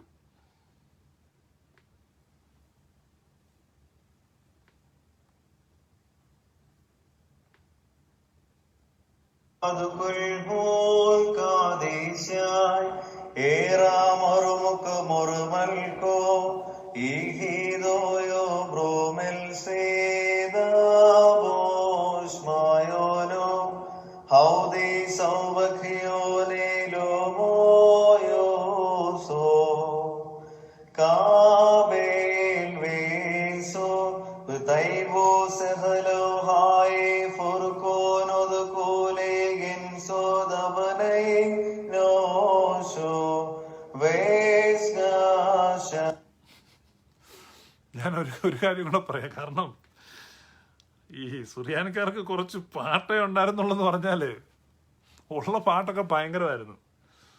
ഈ വിവരമില്ലാത്ത ഇവനിരുന്ന് എഴുതുമ്പോൾ ഇവനകത്ത് കൊയ്ത്തുപാട്ട് പോലെ ഒരു പാട്ടാണ്.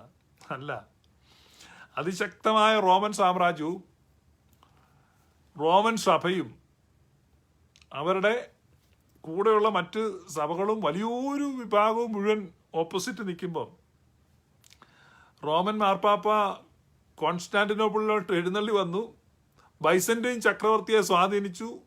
അങ്ങനെ വലിയ ഗൂഢാലോചന നടന്നിട്ട് ചക്രവർത്തി തലത്തിലും മാർപ്പാപ്പ തലത്തിലും ഒക്കെ വലിയ ഗൂഢാലോചന നടന്ന് തനിക്കെതിരെ അതിശക്തമായ ഒരു സൈന്യം വരുന്ന സമയത്ത് താൻ അതിനെ പ്രതിരോധിച്ചത് ഒരു പേപ്പർ എടുത്തിട്ട് ഒരു പാട്ടങ്ങ് എഴുതി വെച്ചു. ആ പാട്ടാണ് നമ്മൾ കേൾക്കുന്നത്. നമ്മൾ മനസ്സിലാക്കണം എന്ന് പറഞ്ഞാൽ തൻ്റെ നാഥനോടുള്ള ആ സ്നേഹവും വിധേയത്വവും വിശ്വാസത്തിൻ്റെ ദൃഢതയും എങ്ങനെയാണ് മനുഷ്യൻ്റെ രക്ഷ സാധ്യമാകുന്നത്. അവൻ ഭേദം കൂടാതെ മനുഷ്യനായി തീർന്നു എന്നുള്ള വിശ്വാസത്തെ ഉറപ്പിക്കുകയാണ്. അപ്പോൾ നമ്മളതിൻ്റെ ആ മൂലഭാഷയിൽ അത് കേൾക്കാം. ഞാൻ അതിൻ്റെ തർജ്ജിമ ഓൾറെഡി പറഞ്ഞിട്ടുള്ളതുകൊണ്ട് സോ ലെറ്റ് us എൻജോയ്. നമുക്ക് ആ പരിശുദ്ധ പിതാവിനെ ഈ സമയത്ത് അനുസ്മരിക്കാം. ഈ പിതാവിൻ്റെ അനുസ്മരണ നിമിത്തമുണ്ടാകുന്ന എല്ലാ അനുഗ്രഹങ്ങളും വാഴ്വുകളും ഈ കണ്ടുകൊണ്ടിരിക്കുന്ന നിങ്ങളുടെ എല്ലാ മേൽ, നിങ്ങളുടെ കുടുംബങ്ങളുടെ മേൽ സർവശക്തനായ ത്രിയേക ദൈവത്തിന്റെ കരുണയാൽ വർഷിക്കപ്പെടുമാറാകട്ടെ എന്ന് ഞാൻ പ്രാർത്ഥിക്കുന്നു. ദൈവം നിങ്ങളെ അനുഗ്രഹിക്കട്ടെ. May God bless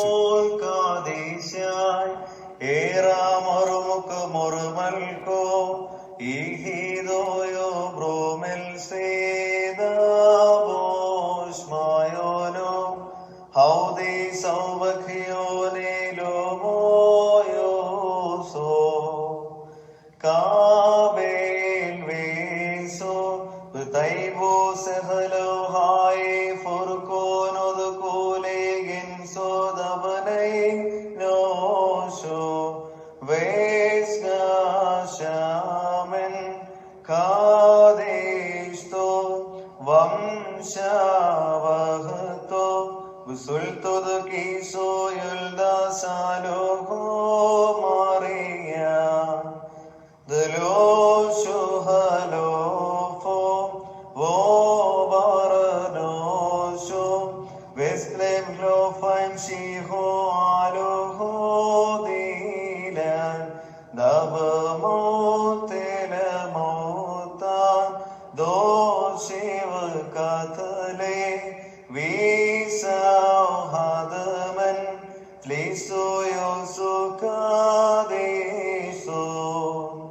Shavio is mestageda mestava amma